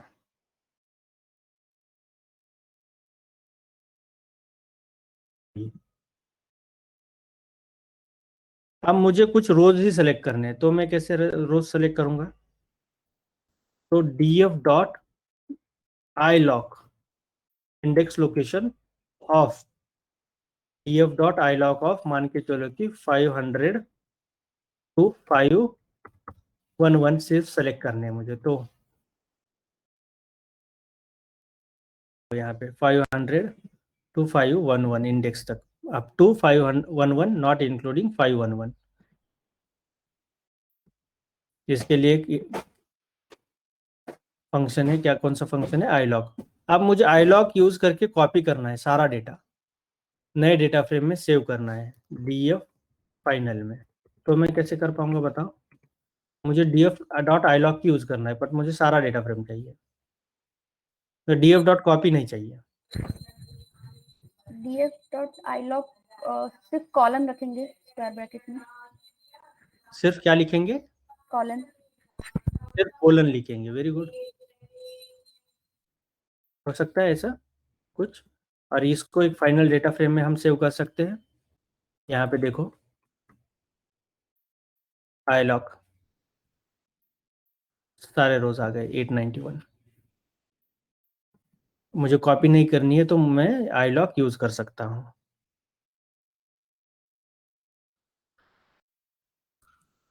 फिर देखते हैं हम कुछ कंडीशनल सिलेक्शन।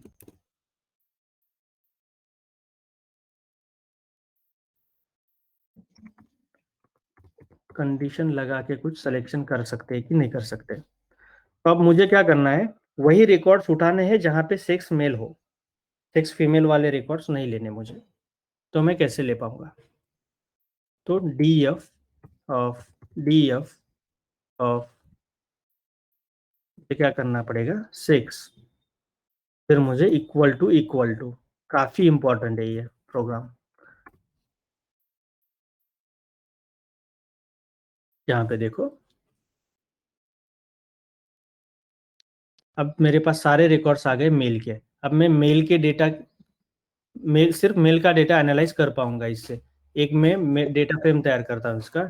इसमें और भी चलता है क्या? जैसे अगर एम कैपिटल देखना हो, कैपिटल नहीं लिख सकते क्योंकि यहाँ पे एंट्री स्मॉल लेटर्स में है, लोअर केस में है। अगर एक आधा बीच में अनोमली होती इसमें कैपिटल एम भी होता और पूरे कैप्स में ही ईमेल भी होता। हाँ, तो अगर ऐसा कुछ है, यहाँ पे आपको कैसे वो दिखाई देगा? अभी आप ही बताओगे मुझे, वो कैसे एनालाइज कर पाओगे कि एक आधी एंट्री कैपिटल एम है? सिंपल वे बताओ, या फिर जो भी आपके मन में अभी लॉजिक लग रहा है वो लॉजिक बताओ, बाकी लोग बता सकते हो। कोई जैसे अगर मैं कहता हूँ कि कॉलम में मुझको नहीं पता कि अपर केस में कि लोअर केस में, तो क्या मैं सारी वैल्यू को लोअर केस में कर सकता हूँ? हाँ, कर सकते हो। वो एक कंपेयर कर लेंगे, राइट, वो एक अच्छा वे है। लोअर केस में सब कुछ कन्वर्ट कर लो। नहीं तो फिर क्या करो, यहाँ पे देखो कि कितने रिकॉर्ड्स आ रहे हैं। अगर 2 4 10 कम आ रहे हैं तो इसका मतलब ये इसमें कुछ, एक तो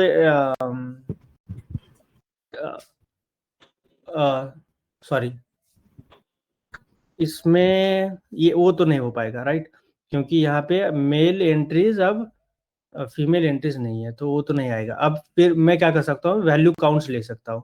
एक और वर्क अराउंड अप्रोच क्या है इसका, अगर ऐसा कुछ देखना है मुझे तो मैं क्या करूँगा, इतना कोड df ऑफ 6 डॉट,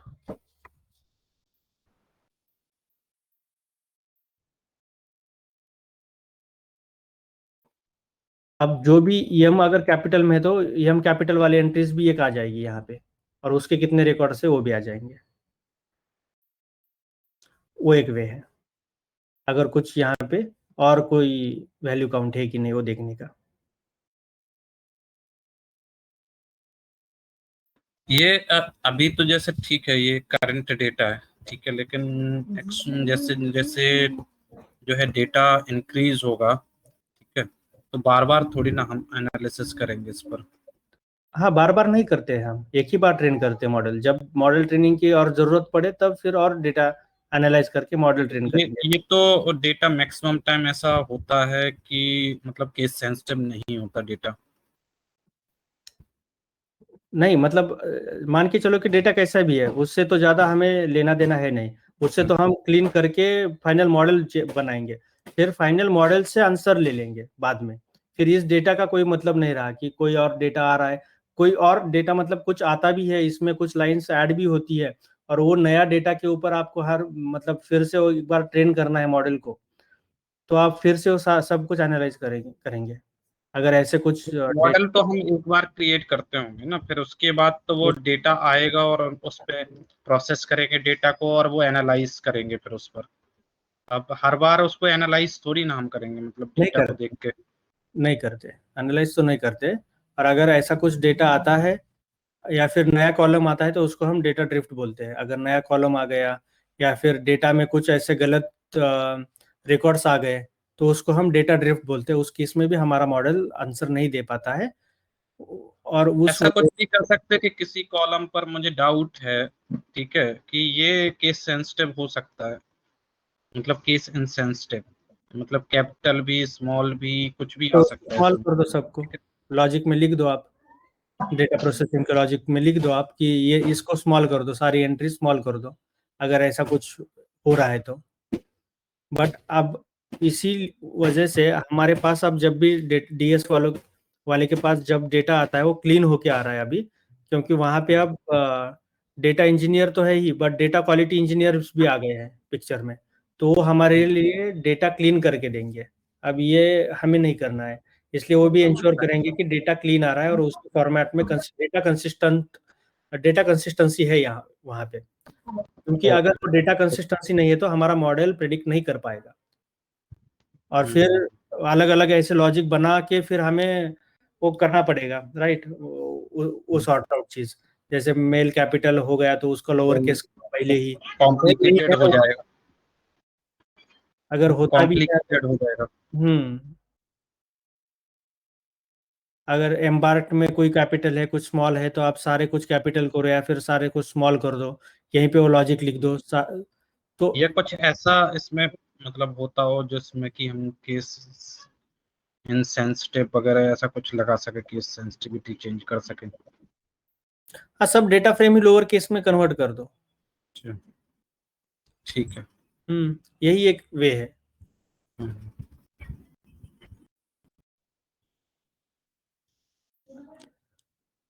चलिए, अब हमने ये देखा है अभी कि how we can use nested DF. इसको हम नेस्टेड बोलते हैं, nested DF, nested data frame, इस सिंटैक्स को। अब मैं अगर मैं ऐसे लिखता हूं तो डीएफ ऑफ, फिर से मुझे मल्टीपल कॉलम सेलेक्ट करने हैं, P class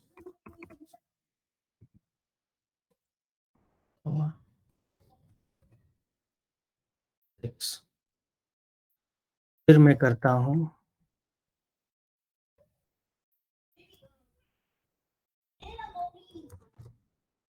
DF of 6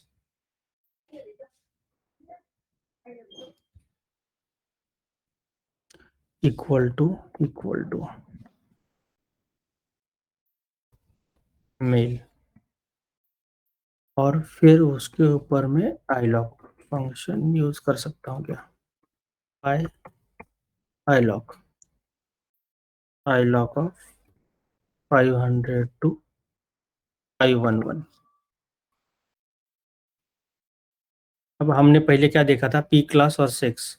P class और सेक्स ले लो, दो जहाँ पे भी df6 मेल है वही ले लो, और उसकी भी 500 to 511 एंट्रीज ही ले लो, हो सकता है ये। ठीक है, सब कुछ आप एक ही जगह पे कर पाओगे, बट आपको ये कॉम्प्लेक्स लग रहा है तो अलग अलग कर लो। इसका डेटा फ्रेम पहले अलग निकालो, पी क्लास एंड 6, फिर बोलो कि DF of P class and 6 of 6 equal to male है, तो हमें वही एंट्री चाहिए। तो ऐसा धीरे धीरे आप जो चाहिए आपको वहां तक आप पहुंच सकते हो, बट आपके डेटा फ्रेम फिर ज़्यादा क्रिएट होंगे।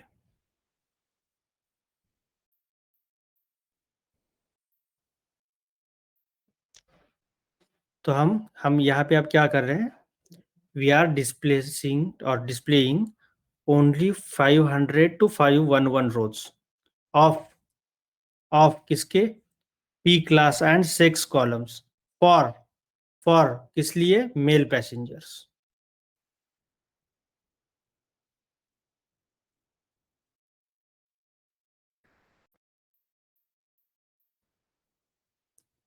ठीक है, और स्टैटिस्टिकल ईडीए भी हम कर सकते हैं। df डॉट डिस्क्राइब एक मेथड है। अब ये मेथड हमें क्या देगी वो देख लेते एक बार। वो देगी जो भी आपके काउंट्स है, सॉरी जो भी आपके कॉलम्स है, सर्वाइव्ड, पी क्लास, एज और SIBSP, पार्च और फेयर, उसका काउंट दे देगा। हर किसी में कितने कितने रिकॉर्ड्स अवेलेबल है, एज में कम है इसका मतलब नल वैल्यूज होंगी इसमें। फिर उसका मीन कितना है, सर्वाइव्ड का मीन कितना है। सर्वाइव्ड का मीन, ये तो कैटेगरिकल कॉलम है, हम जनरली कैलकुलेट नहीं करते यहाँ पे। मिनिमम वैल्यू उसमें 0 है, मैक्सिमम 1 है। यूनिक वैल्यूज हमने पहले ही पता लगाई थी, वो 2 है सर्वाइव्ड में। बट हाँ, उसका मीन भी आता है सर्वाइव्ड वर्सेस नॉन सर्वाइव्ड का, उसका स्टैंडर्ड डेविएशन आता है। अब मैं ये भी चीजें धीरे धीरे एक्सप्लेन करूंगा आपको कि ये क्या होता है, मीन क्या होता है, स्टैंडर्ड डेविएशन क्या होता है। और यहाँ पे ये देखते हैं हम कि 25 परसेंटाइल, 50 परसेंटाइल, 75 परसेंटाइल होता है। इसके ऊपर मुझे लगता है और एक मैं लेक्चर ले लूंगा, यहाँ पे हम इसको स्किप करते हैं अभी के लिए, क्योंकि इसको ज्यादा समय लगेगा मुझे।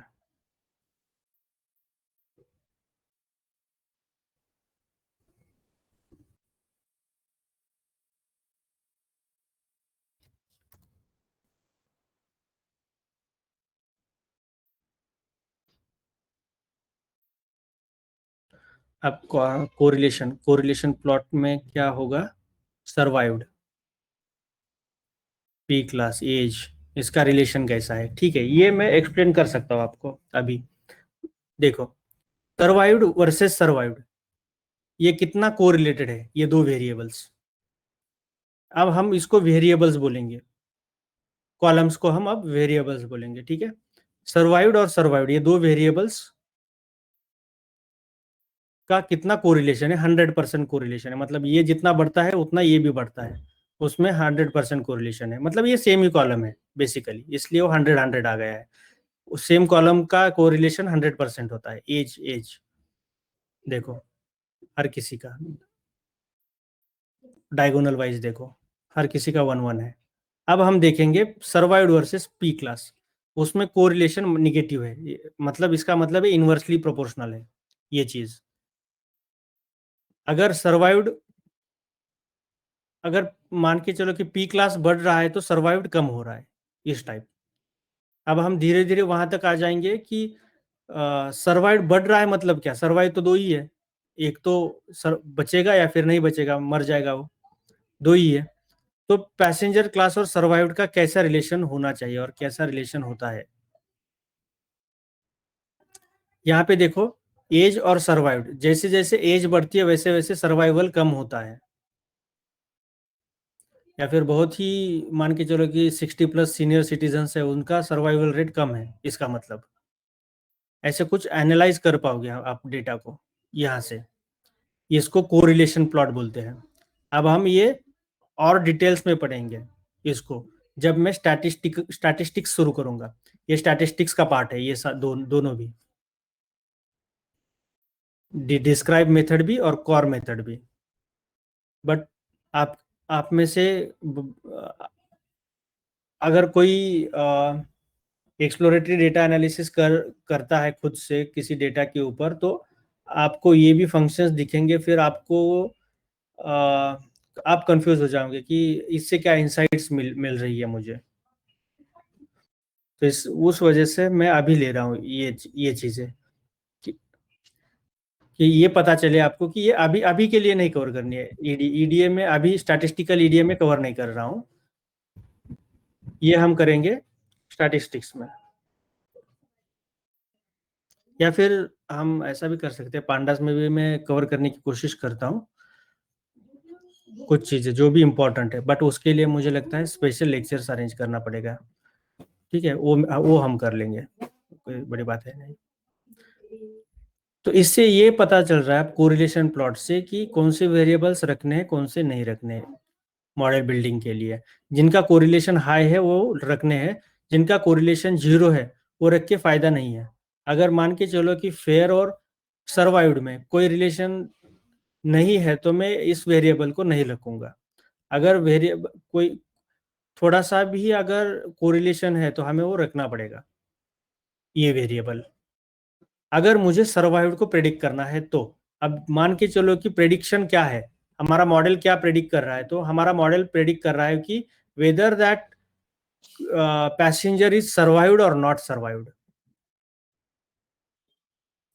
ये हमारा प्रॉब्लम स्टेटमेंट है, सर्वाइवल रेट या फिर सर्वाइव्ड और नॉट सर्वाइव्ड। ये सारी एंट्रीज हमारे पास है ट्रेनिंग की, और इससे हम प्रेडिक्ट कर रहे हैं कि वो पैसेंजर सर्वाइव करेगा या फिर नहीं करेगा। 0 और 1 में इसको हम डिवाइड कर रहे हैं। ये है प्रॉब्लम स्टेटमेंट। तो मुझे ये देखना पड़ेगा कि ये वेरिएबल, ये टारगेट वेरिएबल को कितना कंट्रीब्यूट कर रहा है, ये प्रेडिक्ट करने के लिए वो कितना कंट्रीब्यूट कर रहा है। इसको बोलते हैं हम x और y variable. y variable target variable को बोलते हैं और x वेरिएबल्स हम जनरली, ये सारा डिटेल्स में पढ़ाऊंगा, धीरे धीरे आपको समझ में आ जाएगा। इसमें हम ज़्यादा डिटेल में नहीं जाते, अभी तो हम सिर्फ फंक्शंस देख लेते हैं, basic functions exploratory data analysis के लिए।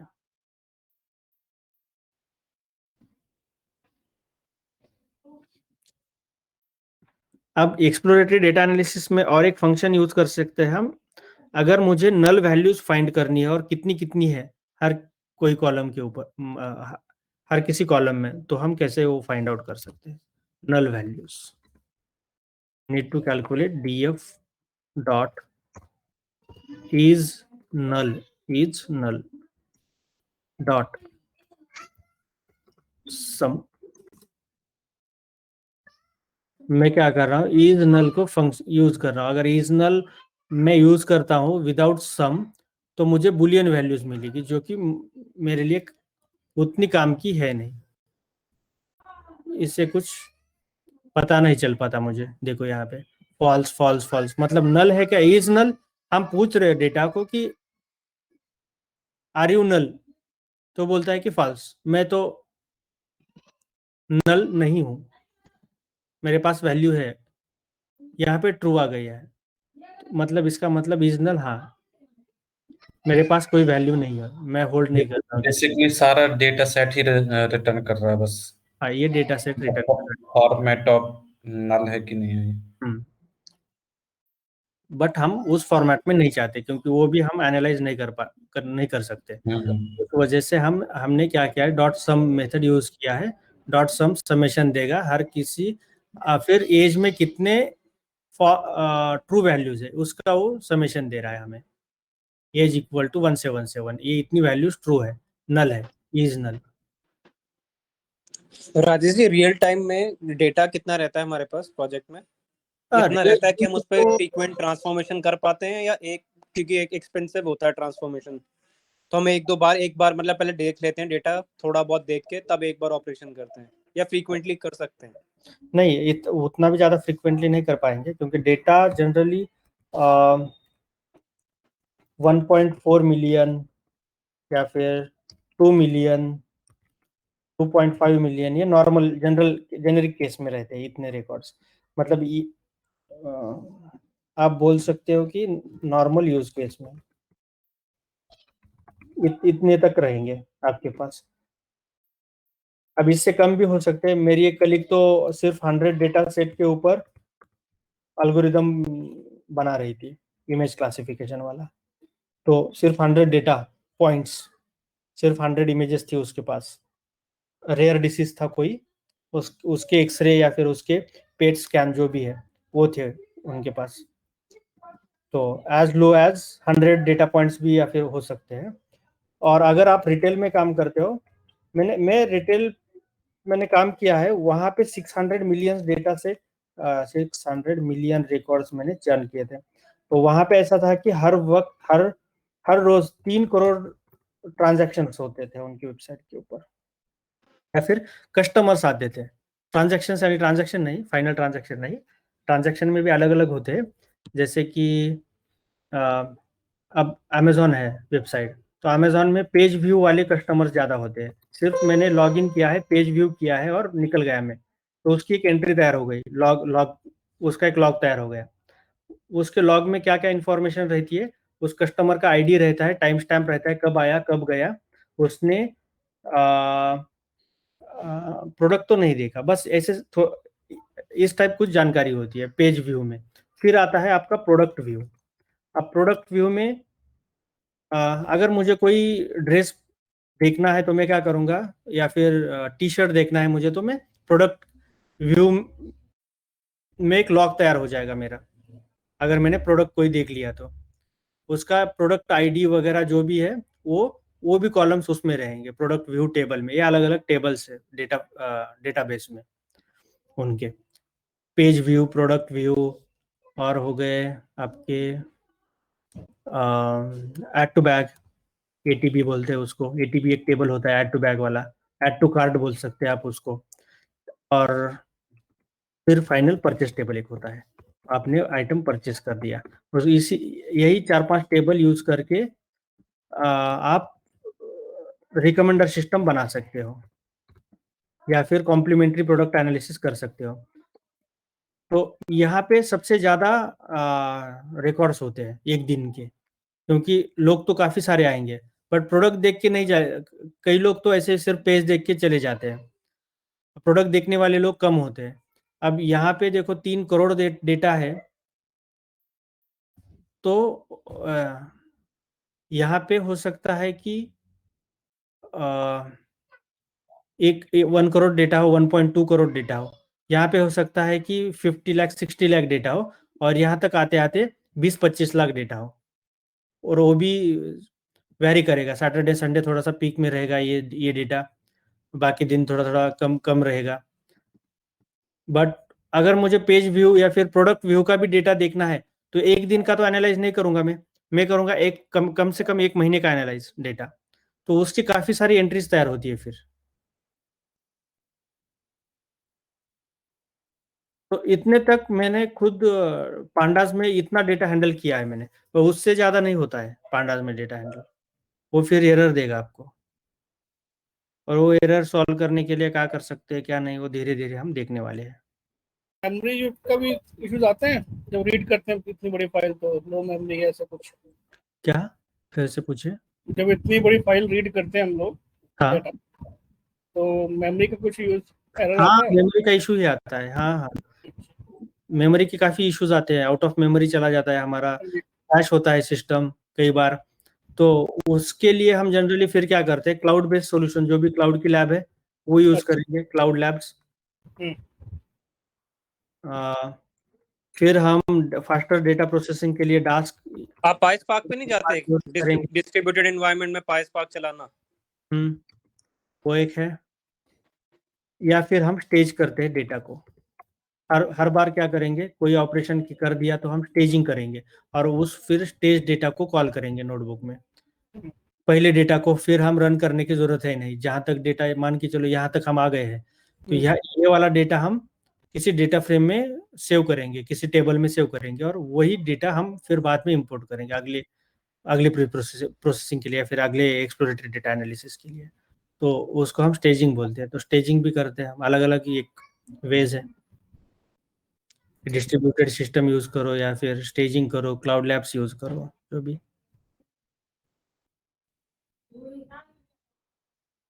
आपको यूज करने हैं। फिर इज नल देखा हमने, राइट। अब अगर मुझे ड्रॉप करनी है सारी नल एंट्रीज, तो मैं कैसे ड्रॉप कर सकता हूँ? वैसे अगर बहुत सारी नल एंट्रीज है तो हम नहीं ड्रॉप करते, हम मीडियन वगैरह से इंप्यूट करते हैं। इंप्यूट मतलब कि वो फिल इन द ब्लैंक्स जैसा काम करता है, वो नल एंट्रीज को हम फिल करते हैं। बट फिल कैसे करना है वो भी जरूरी है। वैसे अगर यहाँ पे अगर मान के चलो कि कोई एक हद सैलरी है, 1000 है किसी की सैलरी, किसी की 2000 है, एक एंट्री गायब है यहाँ पे, फिर है 4000, और फिर है अचानक बढ़ गई, किसी की सैलरी 1 लाख है। अगर मैं मीन से इंप्यूट करता हूं तो मीन काफी फ्लक्चुएटेड हो, मतलब कि स्क्यूड होगा। स्क्यूड यानी ये डेटा ऐसा स्क्यूड है कि यहाँ ये रिकॉर्ड की जो वैल्यू है 1 लाख है। 1 लाख अगर मैं इसका सारा को मीन कंप्यूट करता हूँ, 1000 plus 2000 plus 4000 plus 1 lakh divided by 4 करता हूँ, तो इसकी वैल्यू हाई होगी। इसलिए हमें वो देखना पड़ता है कि अगर मीन से करना है या फिर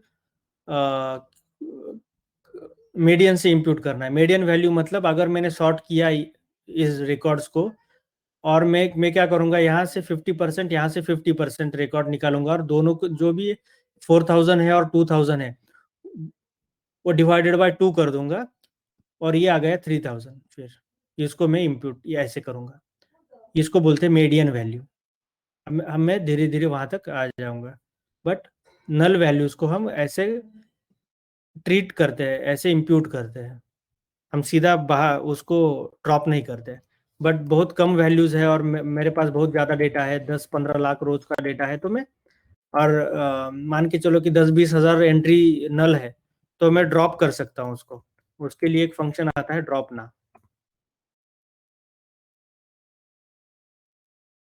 बस मैं क्या करूँगा, ड्रॉप ना करूँगा, इन प्लेस ट्रू करूँगा। तो इन प्लेस ट्रू क्या करता है, इसी डेटा फ्रेम को मॉडिफाई कर रहा है। अगर मैं ये नहीं करता तो मुझे कुछ और डेटा फ्रेम में उसको सेव करना पड़ता, df1 df2 जो भी है आपने लिखा हुआ है इसमें सेव करना पड़ता। बट यहाँ पे मैं इन प्लेस ट्रू करता हूँ तो इसी में मॉडिफाई हो, यही डेटा फ्रेम मॉडिफाई हो जाता है। तो एक तो ये है रो ड्रॉप करने के लिए, बट मुझे कॉलम्स ड्रॉप करने हैं, जहाँ जहाँ कॉलम्स में नल एंट्रीज है।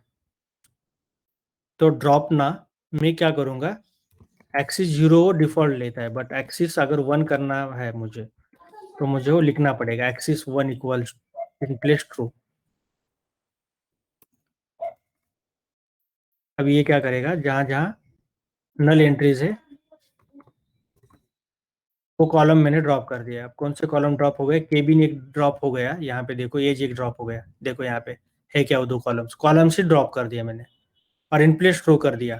तो मैं जब भी आप डीएफ, अब अगर मुझे ये पता चला कि अरे नहीं ये तो मैंने गलत कर दिया स्टेप, इन प्लेस थ्रो नहीं करना चाहिए था, तो मुझे क्या करना पड़ेगा, अब इसको फिर से रन करना पड़ेगा, इस सेल को जहाँ पे भी मैंने गलती की है।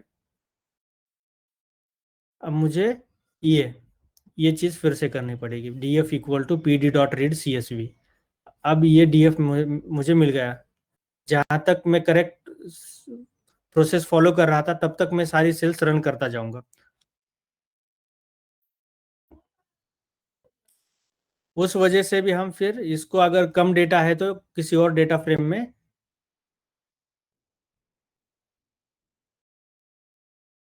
तो सेव कर लेते हैं without using in place true. अगर डेटा कम है तो, कम का मतलब कितना है, 10-20 लाख भी है तो भी हम कर सकते हैं ये वाला चीज, 10 लाख 15 लाख 20 लाख तक।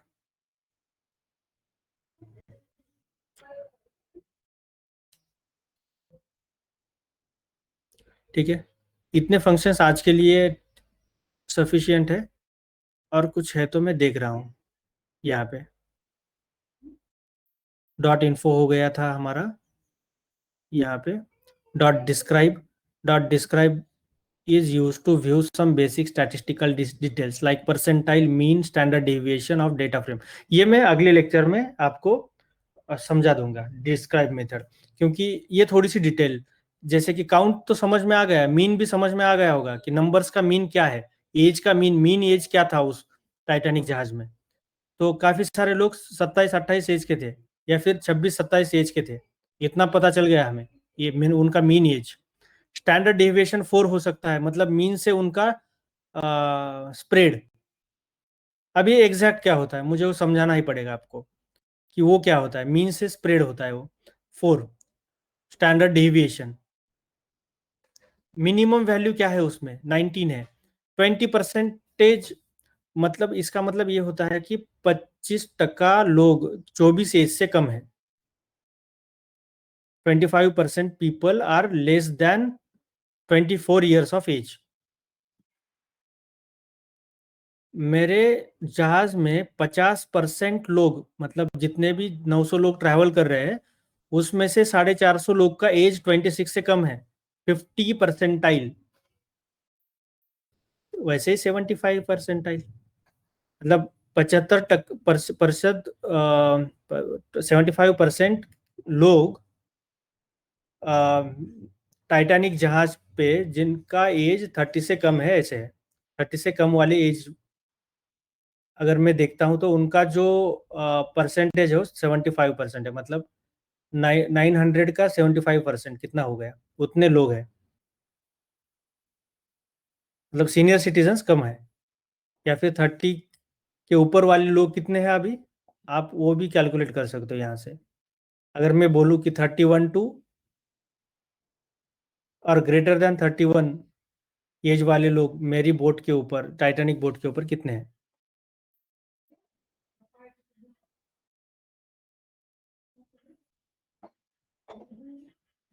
900 का वो 75% निकालेंगे हम।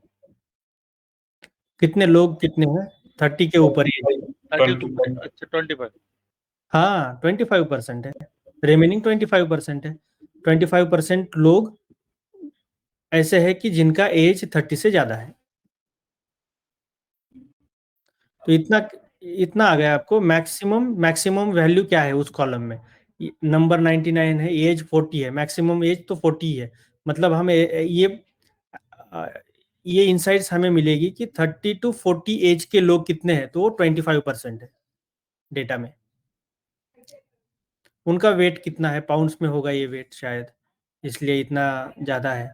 सैलरी, उनकी सैलरी कितनी कितनी थी वो भी आप अब अंदाज़ा लगा सकते हो। सिर्फ स्टैंडर्ड डेविएशन बचा है, वो मैं आपको किसी और दिन समझाऊंगा, क्योंकि स्टैंडर्ड डेविएशन समझने के लिए वो फार्मूला और वो सब सारी चीज़ें, और उसमें ज़्यादा समय लग सकता है। बाकी तो चीज़ें आपको समझ में आई होंगी। फिर ये डीलिंग विथ रोज और कॉलम्स हमने देखा है। Column deletion, data dot drop, ये 2 कॉलम्स ड्रॉप कर रहे हैं हम। Axis 1 is for column, axis 0 is for rows. ये आपको याद रखना है। इन प्लेस रो आपको पता है ये क्या है। डीलिंग विथ रोज, फिर रोज क्या है, लॉक। अच्छा, लॉक और आई लॉक। फिर लॉक में क्या कर सकते हैं आप, एक वैल्यू दे सकते हैं। इंडेक्स में इंडेक्स लोकेशन दे सकते हैं, 0 1 2 3 4 ऐसा इंडेक्स लोकेशन। और लॉक में क्या लिख सकते हैं आप, एक वैल्यू दे सकते हैं। जहां जहां एवरी ब्रैडले है वो सारे रोज हमें दे दो, और उसने दे दिए। Data dot log every Bradley, data dot log RJ Hunter, dot lock और डॉट आई लॉक। आपको आते समय, नेक्स्ट टाइम आते समय या फिर मॉक में मैं पूछ लूंगा आपको आई लॉक और लॉक में डिफरेंस क्या है।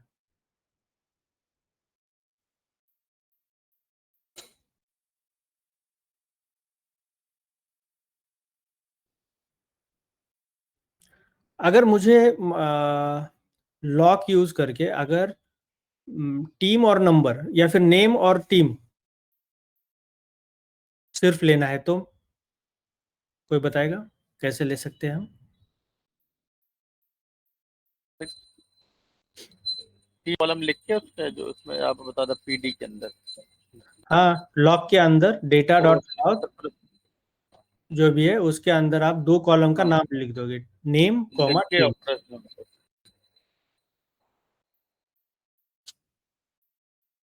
ये चीज करोगे आप, राइट। फिर आपको यहाँ पे एक रो एडिशन करनी है, तो रो एडिशन कैसे कर सकते हैं? मुझे लगता है ये फिर से मैं अगले लेक्चर में आपको रीसेट इंडेक्स का क्या इम्पोर्टेंस है, ये काफ़ी इम्पोर्टेंट है रीसेट इंडेक्स। लॉक तो हो गया, लॉक इम्पोर्टेंट नहीं है उतना। अच्छा, एक लास्ट कंसेप्ट ही बचा है ना अभी, ठीक है, आज ही कवर कर लेते हैं फिर ये।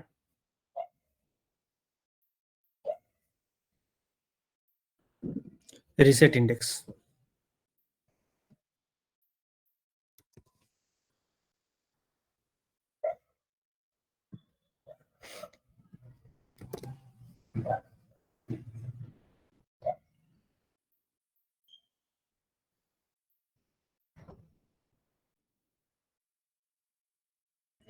अब देखो यहाँ पे क्या किया है कि हमारे पास एक डेटा फ्रेम था पहले से ही, डीएफ,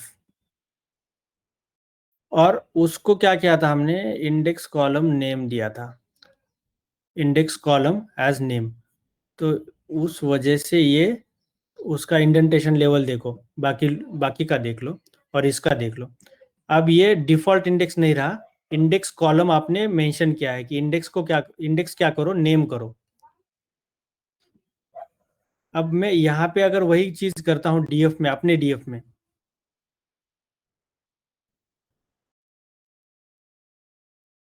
डीएफ डॉट मैंने क्या किया है, हेड किया है, ठीक है, डीएफ डॉट हेड किया है। और अब मुझे क्या करना है, यहाँ पे इंडेक्स कॉलम चेंज करना है।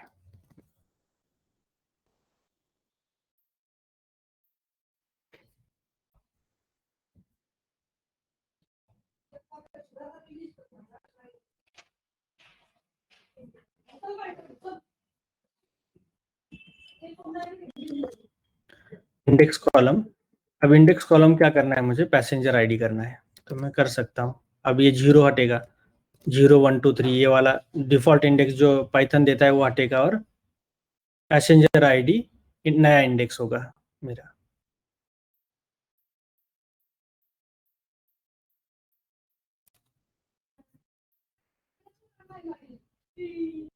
देखो यहाँ का इंडेंटेशन लेवल चेंज हो जाता है, उससे पता चल जाएगा आपको कि अब ये नया इंडेक्स है। अब डॉट आई लॉक यूज करेगा तो इसका जो भी आपकी इसकी वैल्यू है वो आपको देनी पड़ेगी आई लॉक में, क्योंकि अब ये इंडेक्स है, डिफॉल्ट इंडेक्स नहीं रहा, इंडेक्स कॉलम मैंने चेंज कर दिया। और एक यहाँ पे है रीसेट इंडेक्स। हमें रीसेट इंडेक्स करने की क्यों जरूरत पड़ती है?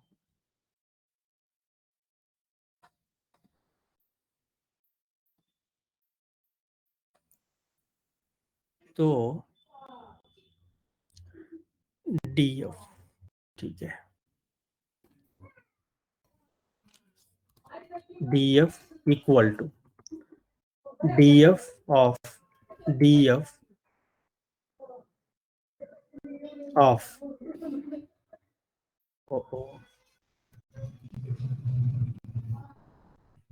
सिक्स इक्वल टू फिर से मैं क्या कर रहा हूँ, मेल कर रहा हूँ, डीएफ 1 लिखता हूँ उसको, या फिर डीएफ ऑफ मेल लिखता हूँ,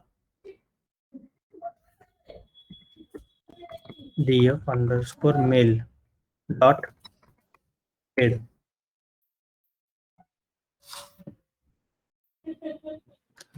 और इसको क्या कर रहा हूँ मैं, नहीं 1 5 6 7 8 ऐसे आ गए इंडेक्स। अगर मैं अब इंडेक्स कॉलम डिफॉल्ट ही रखता हूँ, इंडेक्स कॉलम ये हटा देता हूँ और डिफॉल्ट रखते हैं हम। जनरली हम डिफॉल्ट के ऊपर ही ऑपरेशन सारे कर देते हैं। तो हम कॉलम इंडेक्स चेंज नहीं करते जनरली, तो इसलिए यहाँ पे भी मैं वही करूँगा। बट यहाँ पे अब क्या हो गया, इंडेक्स चेंज हो गया, 0 हो गया, 4, 5, 6, 7 ऐसे हो गए। और अगर मुझे अब iloc यूज करना है,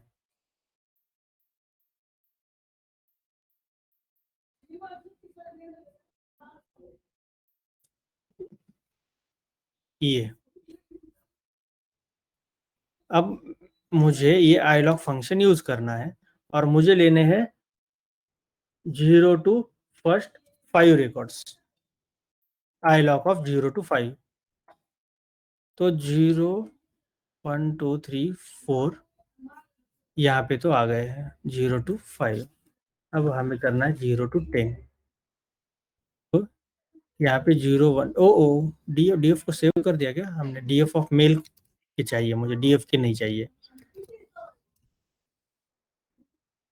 अब देखो यहाँ पे 0, 4, 5, 6, 7, 12, 13, मतलब ये इंट्यूटिव नहीं लग रहा है आपको अब, क्योंकि इंडेक्स ऐसे आ रहे हैं। फर्स्ट 10 इंडेक्स के रिकॉर्ड्स मुझे चाहिए तो ये वाले आ रहे हैं ऐसे, 0, 4 आएगा, 5, 6, 7, फिर 12 आएगा। मुझे तो 8 चाहिए, 0, 1, 2, 3, 4, 5, 6 ऐसा प्रॉपर चाहिए इस डेटा फ्रेम के ऊपर भी, जैसे मैंने डीएफ के ऊपर लगा रहा था और रिकॉर्ड्स आ रहे थे 0, 1, 2, 3, 4, 5, 6। तो उस वजह से मुझे अब क्या करना पड़ेगा, इसको रीसेट करना पड़ेगा, इस डेटा फ्रेम को, डेटा फ्रेम का इंडेक्स रीसेट करना पड़ेगा। तो मैं क्या करता हूँ, डॉट रीसेट इंडेक्स करता हूँ और ड्रॉप इक्वल टू ट्रू करता हूँ, पहला इंडेक्स ड्रॉप हो जाएगा जो भी है। अब इसी के आगे मैं वो रीसेट इंडेक्स कर सकता हूँ। अब मैंने अगर रीसेट इंडेक्स नहीं किया तो क्या होगा, तो ये 2 इंडेक्स तैयार करेगा, फिर एक डिफॉल्ट होगा और एक कॉलम में चेंज होगा, एक डिफॉल्ट हो गया और एक कॉलम में चेंज हो गया इंडेक्स। देखो 0, 4, 5, 6, 7 ये फिर से ओल्ड इंडेक्स आ गया, बट मुझे वो नहीं चाहिए, अब इसकी जरूरत है नहीं ना मुझे पूरा नहीं की। तो मैं क्या करूंगा, ड्रॉप इक्वल्स टू ट्रू करूंगा सिर्फ। अब ये ड्रॉप हो जाएगा पहला इंडेक्स, और दूसरा इंडेक्स जो है प्रॉपर मुझे फॉर्मेट में 0, 1, 2, 3, 4। अब मैं अगर ये करता हूँ df of male dot iloc, अब ये मुझे प्रॉपर इंडेक्स में 0, 1, 2, 3, 4, 5, 6, 7, 8, 9, राइट। जब भी आप कोई डेटा फ्रेम मॉडिफाई करते हो, मैनिपुलेट करते हो, तो हर बार आपको हो सकता है कि आपका इंडेक्स रीसेट करना पड़े। तो ये स्टेप बहुत ज़रूरी है, जो भी आप प्री प्रोसेसिंग स्टेप ले रहे हो उसके बाद आपका इंडेक्स रीसेट करना ज़रूरी है। और प्री प्रोसेस होने के बाद, अब ये प्री प्रोसेस हो गया सब कुछ डेटा, मुझे अब इसका CSV फॉर्मेट में कन्वर्जन चाहिए, df डॉट टू CSV करेंगे और इसको हम किसी CSV में सेव करेंगे, टू CSV। अब इसका सिंटैक्स हम देखेंगे टू CSV का, to_CSV pandas, saving a pandas data frame। इसका सिंटैक्स क्या है देखो, df डॉट टू CSV और फाइल नेम, जो भी किसी डेटा फ्रेम का कन्वर्जन आपको अगर CSV में करना है तो df male dot to CSV और उसका नाम क्या दूंगा मैं, सेम दूंगा, या फिर अलग दे सकते हैं, आपको जो देना है .csv फॉर्मेट में मुझे चाहिए।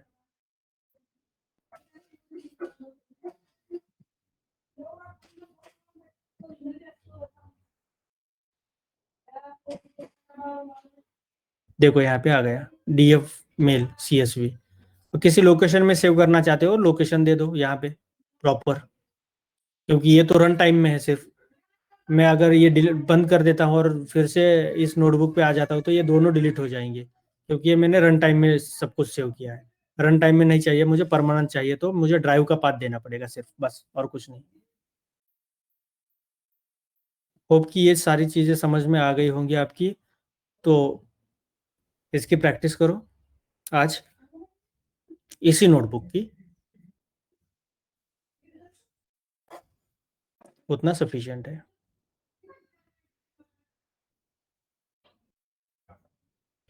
ठीक है, आज कोई क्वेश्चन या फिर समझ में आ गया कुछ? पहले एक बार ना चला चला के देखना पड़ेगा अपने एंड पे ना, तब क्वेश्चंस होंगे। सही कह रहे हैं। नहीं, आज के लिए मतलब अभी कुछ नहीं समझा ऐसा कुछ? अभी तो समझ गया, राइट? ठीक है, अभी बस करके देखना पड़ेगा। राइट, ठीक है। इसकी प्रैक्टिस करो आप आज की नोटबुक की, मैंने जो भी फंक्शंस सिखाए हैं आज उनकी, और यही फंक्शंस हम थ्रू आउट अब यूज करने वाले हैं अगले 3 महीने तक, इसलिए उसकी प्रैक्टिस होती जाएगी। तो वो चिंता वाली बात मतलब इतने सारे फंक्शंस हमें एक ही दिन में पड़ गए, बट अभी 3 महीने वही फंक्शंस बार बार रिपीट करेंगे हम।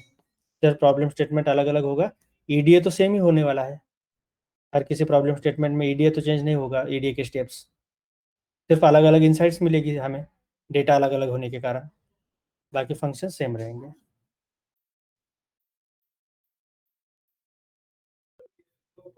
ठीक है, तो मिलते हैं फिर अगले सैटरडे। तब तक किसी को कोई क्वेश्चन है तो हम कनेक्ट कर सकते हैं बीच में, और मॉक इंटरव्यूज के लिए। ठीक है, चलिए, जिन्होंने Yes, नहीं sir. किए थे वो प्रिपेयर रहना इस week. Thank you guys, bye bye bye. Bye. Bye bye, thank you.